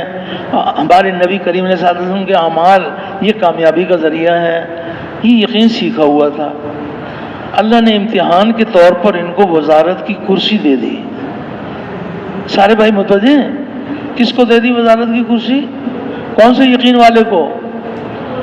کون سے یقین والے کو؟ اعمال کے یقین والے کو وزارت کی کرسی دے دی. اللہ کی شان, وہ تو اعمال کے یقین والے, وہ تو یقین سیکھا ہوا تھا. پہلے انہوں نے پہلے وزارت ملی یا پہلے یقین سیکھا ہوا ہے؟ پہلے یقین سیکھا ہوا تھا, تو وزارت کی کرسی پر بیٹھنے سے پہلے رک گئے اور علماء کی خدمت میں حاضر ہو گئے. علماء سے جا کے عرض کیا کہ اللہ کی طرف سے امتحان آ گیا, مجھے وزارت مل گئی, تو آپ وزارت میں اللہ کے حکم نبی کے طریقے سکھائیں. سارے بھائی متوجہ نا, علماء نے شفقت فرمائی اور ان کو وزارت میں اللہ کے احکام نبی کریم علیہ الصلوۃ والسلام کے طریقے سکھا دیے۔ انہوں نے وزارت کی کرسی پر بیٹھ کر اللہ کے حکم نبی کے طریقے پر کام شروع کر دیا۔ جس وزیر کی وزارت میں اللہ تعالیٰ کے حکم نبی کے طریقے بھرے ہوئے ہیں، تو اس وزیر کو اللہ ناکام کریں گے یا کامیاب کریں گے؟ سارے بھائی بتاؤ گے، کامیاب کریں گے۔ کس وزیر کو کامیاب کریں گے؟ کہ جس کی وزارت میں اللہ کے حکم نبی کے طریقے بھرے ہوئے ہیں، اللہ اپنی قدرت سے اس کو کامیاب کریں گے۔ تو حق تعالیٰ شان جو اس کو کامیاب کریں گے، وہ وزارت کی کرسی کی وجہ سے کامیاب کریں گے یا نبی کے عمل کی وجہ سے کامیاب کریں گے؟ اللہ آپ کا بھلا کرے۔ پھر یہ کون سا یقین ہے کہ بڑی کرسی تو بڑی کامیابی اور چھوٹی کرسی تو چھوٹی کامیابی؟ یہ کامیابی کا دھوکہ ہے۔ کرسی چھوٹی ہو یا بڑی ہو، اللہ جل شانہ وزیر صاحب کے دل کے یقین کو دیکھیں گے اور جسم سے نکلنے والے اعمال کو دیکھیں گے۔ تو اعمال کے یقین والوں کی شان ہے کہ یہ اگر تجارت کریں گے، تجارت کی منڈی میں جائیں گے، اعمال کے یقین والے بھی جائیں گے اور تجارت کے یقین والے بھی جائیں گے، لیکن جو اعمال کے یقین والے منڈی میں جائیں گے وہ تجارت میں نبی کا عمل بھریں گے۔ اور سچے تاجروں کا حشر کس کے ساتھ ہوگا؟ انبیاء اور صدیقین کے ساتھ ہوگا کہ یہ وہ تاجر ہیں، یہ وہ صاحب نصیب تاجر ہیں کہ جن کی تجارت میں اللہ تعالیٰ کے حکم نبی کے طریقے بھرے ہوئے ہیں۔ یہ زمیندار ہیں کہ جن کی زمینداری میں اللہ کا حکم نبی کے طریقے بھرے ہوئے ہیں۔ اور یہ کون ہیں؟ یہ مزدور ہیں۔ ایک مزدور مزدوری میں اللہ کے حکم نبی کے طریقے پر مزدوری کرے گا، شام کو تھکا ہارا گھر آئے گا، اللہ اس کے سارے گناہ معاف کر دیں گے۔ سارے مزدوروں کے معاف کر دیں گے؟ سارے مزدوروں کے معاف نہیں کریں گے۔ کون سے مزدور کو معاف کریں گے؟ جس کی مزدوری میں اللہ کا حکم نبی کا طریقہ ہوگا۔ تو صرف مال کامیابی کا ذریعہ یا عمل؟ مال کمانے کو عمل بنا لو، مال کے خرچ کرنے کو عمل بنا لو۔ کون کہتا ہے کہ خبردار مال کے قریب نہیں جانا؟ نہیں، مال کے حاصل کرنے میں بھی اللہ کا حکم نبی کا طریقہ اور مال کے خرچ کرنے میں بھی اللہ کا حکم نبی کا طریقہ۔ حکومت مل جائے گی تو حکومت میں بھی اللہ کا حکم نبی کا طریقہ، وزارت ہوگی وزارت میں بھی اللہ کا حکم نبی کا طریقہ ہوگا۔ اللہ اپنی قدرت سے کامیاب کریں گے۔ یہ واقعات اللہ پاک نے قرآن حکیم میں سنائے ہیں پچھلی قوموں کے، کہ جن کو ہم نے کامیابی کا نمونہ بنایا، ان کی زندگی میں ان کی زندگی کی کیا شان تھی، اور جن کو ہم نے ناکامی کی مثال بنایا، ان کی زندگی کا کیا، ان کی زندگی میں کیا چیز تھی، کھول کھول کے واقعات سنائیں۔ کس قدر کریم ذات ہیں، قدم قدم پر اپنے بندوں کی رہنمائی فرماتے ہیں۔ نمرود بڑی سلطنت تھی، ہم سب جانتے ہیں۔ فرعون تو بیچارہ مصر کا بادشاہ تھا، اس کی تو بڑی بادشاہ تھی نمرود کی، لیکن اللہ پاک ایسی قدرت والے ہیں، قیامت تک کے لیے نمرود اور نمرود کی سلطنت کو اللہ نے ناکامی کی مثال بنایا۔ اتنی بڑی ناکامی، کوئی کافر بھی اپنے بچے کا نام نمرود نہیں رکھتا، اتنی بڑی ناکامی۔ تو اللہ نے جس کو ناکام کیا تو بادشاہت تو تھی، اس کی بادشاہت میں کیا چیز نہیں تھی جو اللہ نے اپنی قدرت سے اس کو ناکام کیا؟ فرمایا اس کی بادشاہت میں اللہ کے احکامات نہیں تھے، وقت کے نبی ابراہیم علیہ السلام کے طریقے نہیں تھے، اللہ نے اپنی قدرت سے ناکامی کی مثال بنایا۔ نہ اللہ پر ایمان لایا، نہ اللہ کے احکامات پر سلطنت چلائی، جی چاہی پر زندگی گزاری۔ اللہ نے بادشاہت ہونے کے باوجود اللہ نے اپنی قدرت سے ناکام کر دیا۔ اور آگے چلیں آپ، اللہ اکبر، سلیمان علیہ السلام، اللہ جل شانہ نے ان کو بھی سلطنت عطا فرمائی، اور قیامت تک کے لیے سلیمان علیہ السلام اور ان کی سلطنت کو اللہ نے کامیابی کا نمونہ بنایا۔ تو سلیمان علیہ السلام کے پاس بھی سلطنت تھی، تو ان کی سلطنت میں کیا خوبی تھی؟ ان کی سلطنت میں اللہ کے احکامات بھرے ہوئے تھے۔ اللہ تعالیٰ نبیوں کو براہ راست اپنے حکموں پر چلنے کے طریقے سکھاتے ہیں۔ تو جو طریقے اللہ پاک نے سلیمان علیہ السلام کو اپنے حکم کو پورا کرنے کے جو طریقے سکھائے تھے، اس طریقے پر اللہ کے احکامات تھے، اللہ نے سلیمان علیہ السلام کو یہ عروج عطا فرمایا، ایسی شان عطا فرمائی کہ قیامت تک کے لیے ان کو کامیابی کا نمونہ بنایا ہے جی۔ کامیابی کس کے ہاتھ میں ہے؟ اور کامیابی کا ذریعہ اللہ کے احکامات ہیں۔ ہمارے نبی کریم علیہ الصلوۃ والسلام نے ہمیں حکموں پر چلنے کے ہمیں طریقے سکھائے ہیں۔ ہم اللہ کی ذات پر یقین کرتے ہوئے اس کے حکموں کو اس کے نبی کے طریقے سے پورا کریں گے، اللہ ہمیں دونوں جہانوں میں کامیاب کرے گا۔ تو کامیابی کا ذریعہ مادی اسباب ہے یا اعمال ہیں؟ اعمال والوں کی شان ہے کہ یہ مادی اسباب کے اندر بھی اعمال بھرے ہوئے ہوں گے، ان کے اعمال بھرے ہوئے ہوں گے، مزدوری میں بھی عمل بھرا ہوا ہوگا، تجارت میں بھی عمل بھرا ہوا ہوگا۔ اور جو اللہ کے حکم کی وجہ سے تجارت کرتے ہیں وہ حکم کی وجہ سے چھوڑ دیتے ہیں، یہ بڑی خوبی کی بات ہے۔ اللہ کے حکم کی وجہ سے تجارت کر رہے تھے، اذان کی آواز آ گئی، اب یہ دکان میں بیٹھے رہیں گے یا اٹھ جائیں گے؟ بھائی کیوں اٹھ جائیں گے؟ بھائی اللہ کا حکم ہے، اللہ کے حکم کے مطابق تجارت کر رہے ہیں، وہیں بیٹھے رہتے ہیں؟ نہیں، حکم بدل گیا، اور نماز کی طرف آؤ، کامیابی کی طرف، اب یہ چھوڑ چھاڑ کے آ جائیں گے۔ اور اگر ان سے کہا جائے اعمال کے یقین والوں سے کہا جائے کہ انفروا خفافا وثقالا، کہ نکلو اللہ کی راہ میں ہلکے یا بوجھل، تو پھر یہ اللہ کے حکم کی وجہ سے تجارت کر رہے تھے، اللہ کے حکم سے مزدوری کر رہے تھے، اللہ کے حکم سے زمیندارہ کر رہے تھے، اب حکم آ گیا کہ نکلو اللہ کی راہ میں ہلکے ہو یا بوجھل، تو یہ اللہ کا حکم پورا کرنے کے لیے ہم بھی اللہ کا حکم پورا کر رہے تھے، اب اللہ کا حکم بدل گیا، اللہ کا کلمہ دنیا میں بلند ہو، کفر کا کلمہ پست ہو، انسانیت جہنم کی آگ سے بچ جائے، اس کے لیے نکلو اللہ کی راہ میں، تو یہ اللہ کا حکم سمجھ کر سب کچھ چھوڑ کے نکل جائیں گے۔ انفروا خفافا وثقالا، تو حکم کی وجہ سے کسی کام میں لگنا بہت مبارک، حکم کی وجہ سے چھوڑ دینا بہت مبارک۔ لگنے کا حکم آئے گا لگیں گے، چھوڑنے کا حکم آئے گا چھوڑ دیں گے۔ اس پر اللہ دونوں جہانوں میں کامیاب کریں گے۔ تو اللہ نے واقعات سنائے، مال والوں کے واقعات بھی سنائے۔ قارون کے پاس بڑا مال تھا، ہم نے کیوں اس کو ناکام کیا، زکوٰۃ کا انکار کیا، تو کتنی باتیں تفصیل آپ سب جانتے ہیں، کوئی ایک واقعہ نہیں ہے۔ ہماری تربیت کے لیے سارے نمونے اللہ نے دکھائے، جن کو کامیاب کیا ان کے نمونے بھی موجود ہیں۔ انبیاء علیہ السلام اور انبیاء علیہ السلام کے ماننے والے، اللہ نے اپنی قدرت سے ان کو کامیاب کیا، اور جنہوں نے جی چاہی زندگی گزاری اللہ نے ان کو ناکام کیا۔ اتنی گزارش ہے، اللہ کے ضابطے بدلتے نہیں ہیں، اللہ کے ضابطے اٹل ہیں۔ آج کے حاکم نمرود کے راستے پہ چلیں گے، اللہ تعالیٰ نے جیسے نمرود کو ناکام کیا، آج کے حاکموں کو بھی اللہ ناکام کریں گے۔ اور آج کے حاکم سلیمان علیہ السلام، داؤد علیہ السلام اور یوسف علیہ السلام کے راستے پہ چلیں گے، اللہ نے جیسے ان کو کامیابی کا نمونہ بنایا، آج کے حاکموں کو بھی اللہ کامیابی عطا فرمائیں گے۔ کامیابی کس کے ہاتھ میں ہے؟ تو کامیابی کا ذریعہ مادی اسباب ہے یا اعمال ہے؟ عملوں سے کامیابی کا یقین دلوں میں اتر جائے اور مادی اسباب سے کامیابی کا یقین دلوں سے نکل جائے، پھر مادی اسباب کو استعمال کرو، پھر تو حکم کی وجہ سے چلو گے، لیکن پہلے یقین نکالنا پڑے گا، مادی اسباب کا یقین دل سے نکل جائے، اعمال سے یقین دل میں اتر جائے، تو پھر دعوت میں کیا کہو گے بھائی؟ یہ بھی بتاؤ بھائی کہ دعوت میں کیا کہو گے جو ہمارے مرض کا علاج ہو جائے؟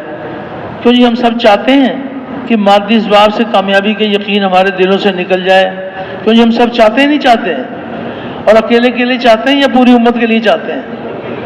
سارے بھائی متوجہ نا بازار دوبارہ سن لیں کہ ہم یہ چاہتے ہیں کہ جو مادی اسباب ہیں، مال، ملک، منصب، جاگیر، اس سے کامیابی کا یقین ہمارے دلوں سے نکل جائے اور نبی کریم علیہ السلام کے اعمال سے کامیابی کا یقین ہمارے دلوں میں اتر جائے۔ تو یہ ہم سب چاہتے ہیں بھائی؟ اچھا، تو اکیلے کے لیے چاہتے ہیں یا پوری امت کے لیے چاہتے ہیں؟ تو پھر اس کے لیے کیا کرنا پڑے گا؟ اب یہ بات آ جاؤ کہ اس کا علاج کیا ہے۔ یہ مرض تو آ گیا سامنے، یہ تو بڑا موذی مرض ہے، مادی اسباب سے کامیابی بڑا موذی مرض ہے۔ تو اس کا علاج کیا ہے کہ ایک ایک کے دروازے پہ جاؤ اور جن مادی اسباب کا یقین تمہارے دلوں میں اترا ہوا ہے اس سے ہونے کا انکار کرو، ہاں جی، اور عملوں سے ہونے کا اقرار کرو، ہاں جی، مادی زبان سے ہونے کا انکار کرو، اور نبی کریم علیہ السلام کے اعمال سے زندگی بننے کا اقرار کرو، اللہ سے دعا مانگو، اللہ پاک مرض دور کر دیں گے۔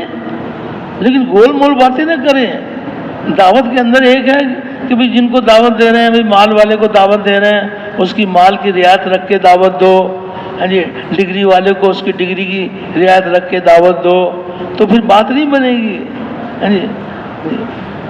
دعوت تو کھری بات کریں آپ۔ تو دعوت میں یہ بات جب ہم کہیں گے نا سارے بھائی متوجہ ہیں، تو دعوت میں کیا محمد الرسول اللہ کا یقین دل میں اتارنے کے لیے پہلی بات تو آ گئی، کلمے کے پہلا حصہ اللہ سے ہوتا ہے، اللہ کے غیر سے نہیں ہوتا۔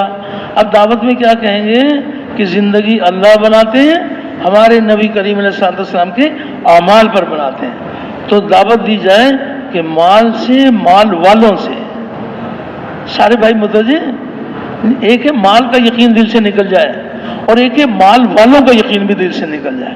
اگر مال کا یقین نکل گیا اور مال والوں سے زندگی بننے کا یقین نہیں نکلا تو یہ مال والوں کے پیچھے بھاگیں گے۔ تو صرف مال کا یقین نکالنا ہے یا مال والوں کا بھی یقین نکالنا ہے؟ تو دعوت میں بھی گول مول بات نہ کرو، صاف بات کہو کہ مال سے، مال والوں سے، اور ملک سے، ملک والوں سے زندگی نہیں بنتی، زندگی اللہ تعالیٰ بناتے ہیں اور ہمارے نبی کریم علیہ السلام کے اعمال پر بناتے ہیں۔ سونے چاندی سے اور سونے چاندی والوں سے اور کارخانوں سے اور کارخانے والوں سے زندگی نہیں بنتی، زندگی اللہ تعالیٰ بناتے ہیں اور نبی کریم صلی اللہ علیہ وسلم اعمال پر بناتے ہیں، اعمال پر بناتے ہیں۔ ڈگری سے اور ڈگری والوں سے اور عہدے سے اور عہدے والوں سے زندگی نہیں بنتی، زندگی اللہ تعالیٰ بناتے ہیں، ہمارے نبی کریم علیہ السلام کے اعمال پر بناتے ہیں۔ یہ یقین دل میں اتارنے کے لیے طریقہ یہ ہے کہ جس یقین کو دل سے نکالنا ہے اس سے زندگی بننے کا انکار کرو، اور جس یقین کو دل میں اتارنا ہے اس سے زندگی بننے کا اقرار کرو۔ حضور والے اعمال سے اقرار کرو اور مادی اسباب کی نفی کرو کہ اس سے زندگی نہیں بنتی۔ یہ امتحان کے لیے اللہ پاک دیں گے تو ہم اس کے اندر اللہ کا حکم، نبی کے طریقے پر چلیں گے۔ جب چھوڑنے کا حکم آ جائے گا چھوڑ دیں گے۔ حکم کی وجہ سے لگنے والوں کی اپنی شان ہے، وہ یہ دیکھتے ہیں کہ مالک کا حکم کیا ہے۔ تو اب آپ یہ بتائیے کہ کتنا کام ہمارا ہو گیا۔ یہ ہمارا تبلیغ والوں کا کام ہے، جو آپ سے ابھی تک بات آپ سے عرض کی ہے نا، یہ تبلیغ والوں کا کام ہے کہ تمام دنیا بھر کے انسانوں کے دلوں کے یقین صحیح ہو جائیں اور جسم سے نکلنے والے اعمال صحیح ہو جائیں، اور یہ اس مبارک محنت پر آ جائیں کہ جس محنت سے یقین بدلتے ہیں، اعمال کے طریقے درست ہوتے ہیں، اخلاص کا نور ملتا ہے، اخلاق حمیدہ اللہ کے خزانوں سے ملتے ہیں۔ تو اب یہ بتا دیجئے آپ کہ بھئی کتنا کام ہو گیا، کتنا باقی ہے۔ یہ ہمارے تبلیغ والوں کا کام ہے کہ ہمارے یقین بھی صحیح ہو جائے اور پوری امت کا یقین صحیح ہو جائے۔ تو کتنا یقین صحیح ہو گیا اور کتنا ابھی باقی ہے، تو یہ آپ بتائیے کہ کتنا باقی ہے، زیادہ ہو گیا یا زیادہ باقی ہے؟ سارے بھائی بتاؤ بھی کتنا کام ہو گیا، زیادہ ہو گیا زیادہ باقی ہے؟ تو اگر زیادہ باقی کام ہو وہ چلے میں پورا ہو جائے گا؟ نہیں، چلے میں ہو جائے تو چلہ لگا کے چلے جاؤ۔ اگر چلے میں نا ساری دنیا کے اندر یہ یقین پھیل جائے اور یہ یقین ہمارے اندر بھی آ جائے اور ایک چلے میں کام ہو جائے تو چلہ لگا کے چلے جاؤ، کوئی نہیں تمہیں روکے گا۔ اور اگر یہ سال لگا لیں اور کام ابھی باقی ہو تو پھر کیا کریں گے؟ پھر سال لگا کے چلے جائیں گے یا باقی کام کو دیکھیں گے؟ پھر باقی کام کو دیکھیں گے کہ بھی کام کتنے ہیں۔ یہ اللہ کا احسان ہے کہ اللہ پاک نے ہمیں بڑا وسیع محنت کا میدان عطا فرمایا ہے۔ تو پھر اللہ کا کلمہ بلند ہو، یہ یقین، صحیح یقین پوری امت کے اندر زندہ ہو جائے اور ہمارے اندر بھی زندہ ہو جائے۔ اس کے لیے ہماری جان، ہماری ساری جان لگ جائے اور سارا مال لگ جائے اور اللہ کا دین ساری دنیا میں زندہ ہو جائے۔ سودا مہنگا ہے یا سستا ہے؟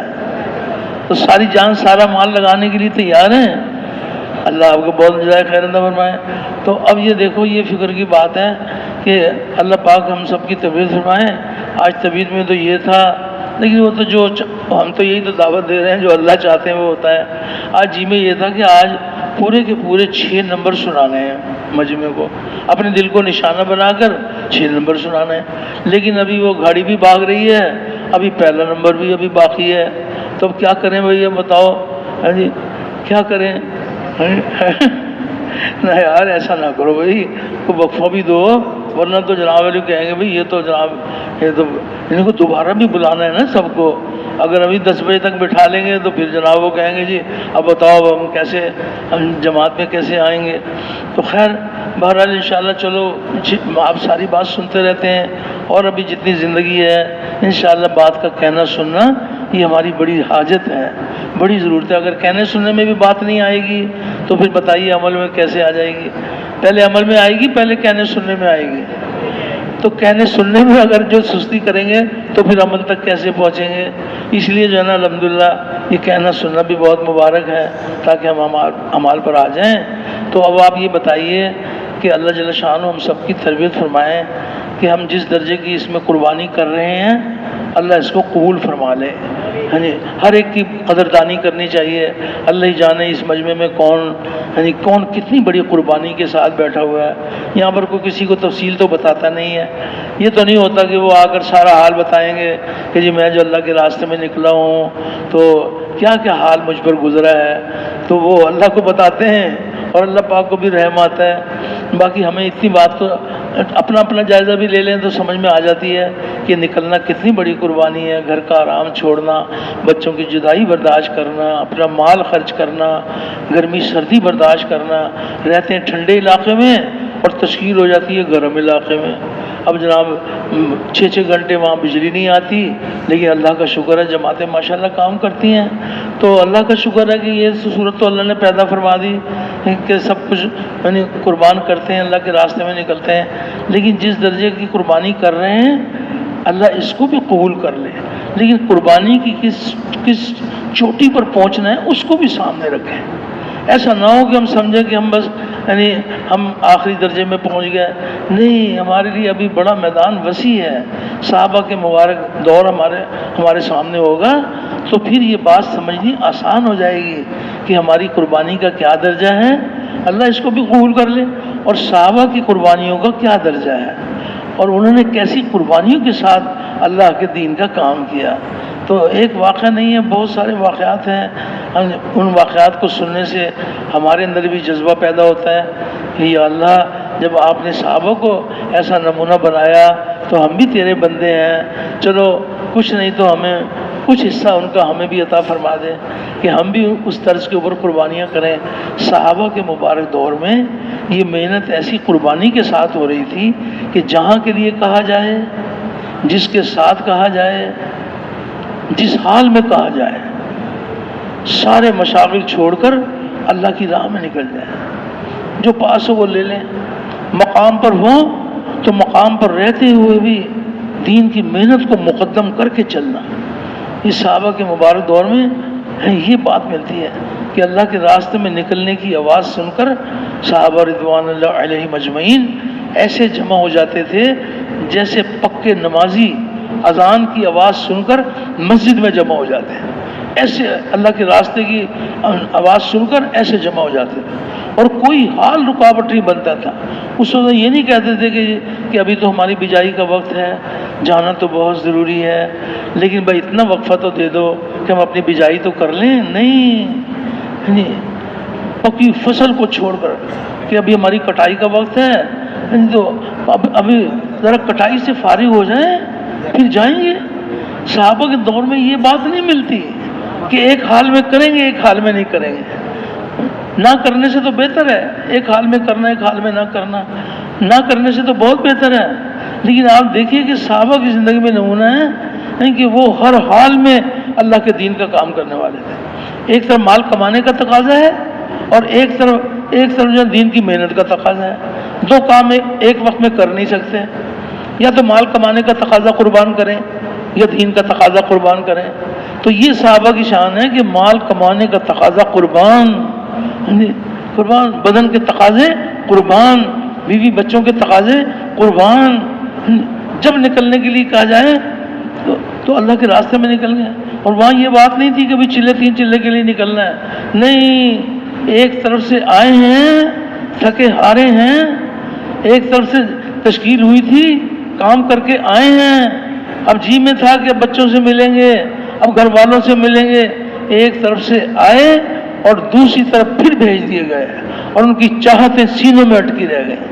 ایسی قربانی کے ساتھ صحابہ نے اللہ کے دین کا کام کیا۔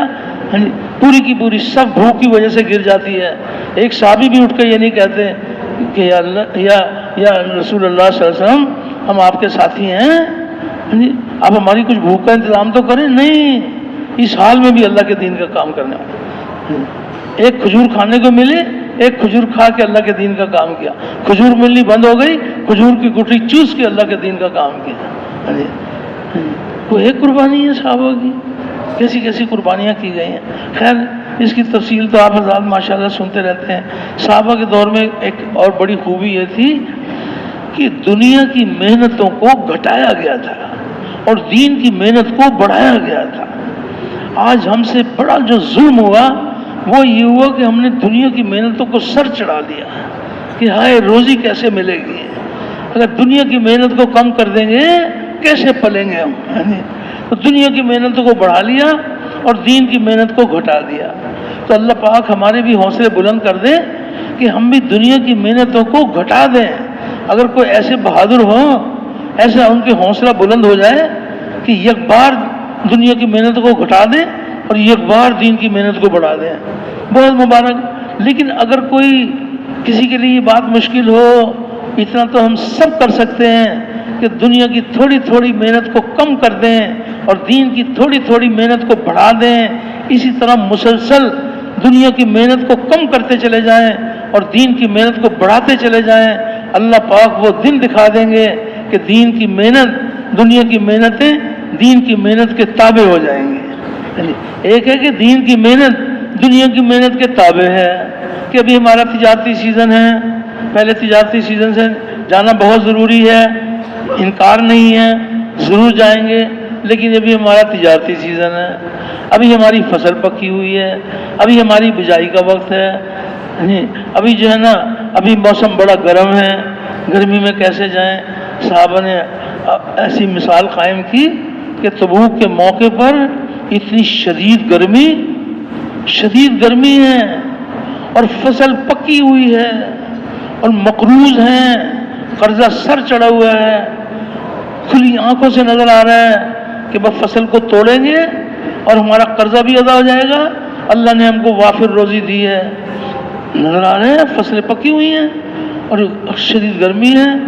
نبی کریم علیہ الصلوۃ والسلام صحابہ سے ارشاد فرما رہے ہیں انفروا خفافا واستقالا، کہ نکلو اللہ کی راہ میں ہلکے ہو بوجھل۔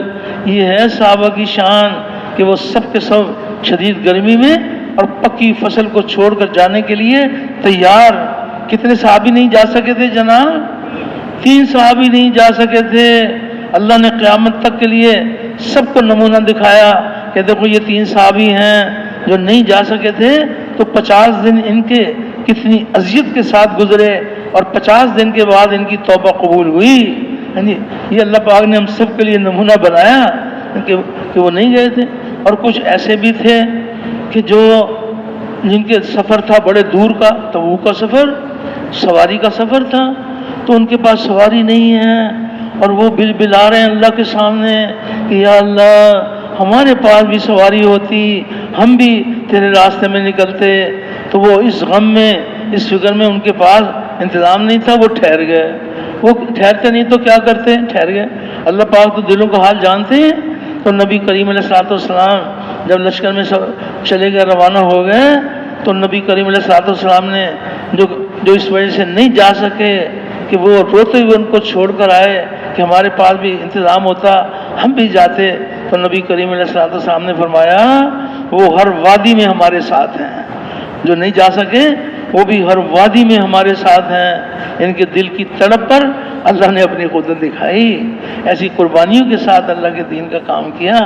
تو اور کوئی ایک قربانی نہیں ہے، آپ غور کریں گے تو کتنی بڑی قربانی کی بات ہے۔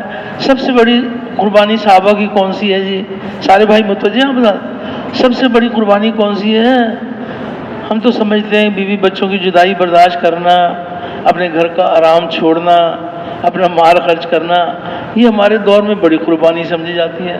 صحابہ کے مبارک دور میں سب سے بڑی قربانی نبی کریم صلی اللہ علیہ وسلم کی جدائی برداشت کرنا۔ آپ کی مجلس سے اٹھ کے چلے جاتے تھے تو جب تک واپس آ کر آپ کے چہرے انور کو نہیں دیکھ لیتے تو درمیان میں وقفہ ایسے گزرتا تھا جیسے روح جسم سے جدا ہو جائے گی۔ ایسی محبت کرنے والے صحابہ کہ آپ کا لعاب دہن زمین پر گرنے کے بجائے ہاتھوں پر لے کر اپنے بدن پر ملنے والے صحابہ، آپ کے وضو مبارک کا پانی زمین پر گرنے کے بجائے اپنے ہاتھوں میں لے کر اپنے بدن پر ملنے والے صحابہ، ایسی محبت کرنے والے صحابہ۔ لیکن جب نکلنے کے لیے کہا جائے تو جہاں اور قربانیاں کریں وہاں نبی کریم علیہ الصلوۃ والسلام کی جدائی برداشت کریں۔ کتنی بڑی قربانی ہے کہ نبی کریم علیہ الصلوۃ والسلام امام الانبیاء وہ نماز پڑھا رہے ہوں، مسجد نبوی جیسی مسجد ہو، صحابہ جیسے مقتدی ہوں اور خاتم الانبیاء کی امامت والی نماز ہو، لیکن اللہ جل شانہ نے صحابہ کی قربانی کو نمونہ بنایا کہ جہاں اور قربانیاں کرو وہاں نبی کریم علیہ الصلوۃ والسلام کی امامت والی نمازوں کو بھی چھوڑو اور مسجد نبوی کی نمازوں کو چھوڑو اور نکلو اللہ کی راہ میں۔ یہ اللہ نے اپنی قدرت دکھائی ہے۔ کتنے واقعات ہیں۔ وہ جو ایک صحابی تھے وہ جو اللہ کے راستے میں نکلے، عبداللہ بن رواحہ رضی اللہ تعالیٰ عنہ، تو ان کے لشکر کو روانہ کرنا تھا۔ قیامت تک کے لیے ہم سب کی تربیت کے لیے اللہ نے واقعات رکھے کہ وہ ٹھہر گئے کہ جمعے کا دن ہے، جمعے کی نماز اور خاتم انبیاء والی نماز، اور پتہ ہے کہ جیسے آپ نے فرمایا ہمیں جا کر اسی طرح شہید ہونا ہے۔ یہ بھی جانتے ہیں کہ آپ نے فرمایا کہ اگر یہ شہید ہو جائیں تو پھر یہ امیر، اور یہ شہید ہو جائیں تو پھر یہ امیر، اور جب عبداللہ بن رواحہ یہ بھی شہید ہو جائیں تو پھر آپس میں مشورے سے بنا لیں، تو جانتے ہیں کہ ہمیں جا کر ہمیں شہادت ملے گی۔ تو جمعے کا دن تھا، ٹھہر گئے۔ تو نبی کریم علیہ الصلوۃ والسلام نے جب دیکھا کہ یہ ٹھہر گئے تو آپ نے فرمایا کہ تمہارا قافلہ وہ کتنا وقفہ گزر گیا؟ تو ان کا کو آدھا دن گزر گیا۔ تو آپ نے کیا فرمایا کہ آدھا دن گزرا، یہ 500 سال پیچھے رہ گئے، آدھا دن پیچھے رہ گئے، یہ 500 سال پیچھے رہ گئے۔ آپ نے فرمایا کہ تم 500 سال ان سے پیچھے رہ گئے۔ کوئی بیوی بچوں کی خاطر نہیں ٹھہرے تھے، کوئی تجارت کی خاطر نہیں ٹھہرے تھے، کوئی بدن کے تقاضوں کی وجہ سے نہیں ٹھہرے تھے، خاتم الانبیاء کی محبت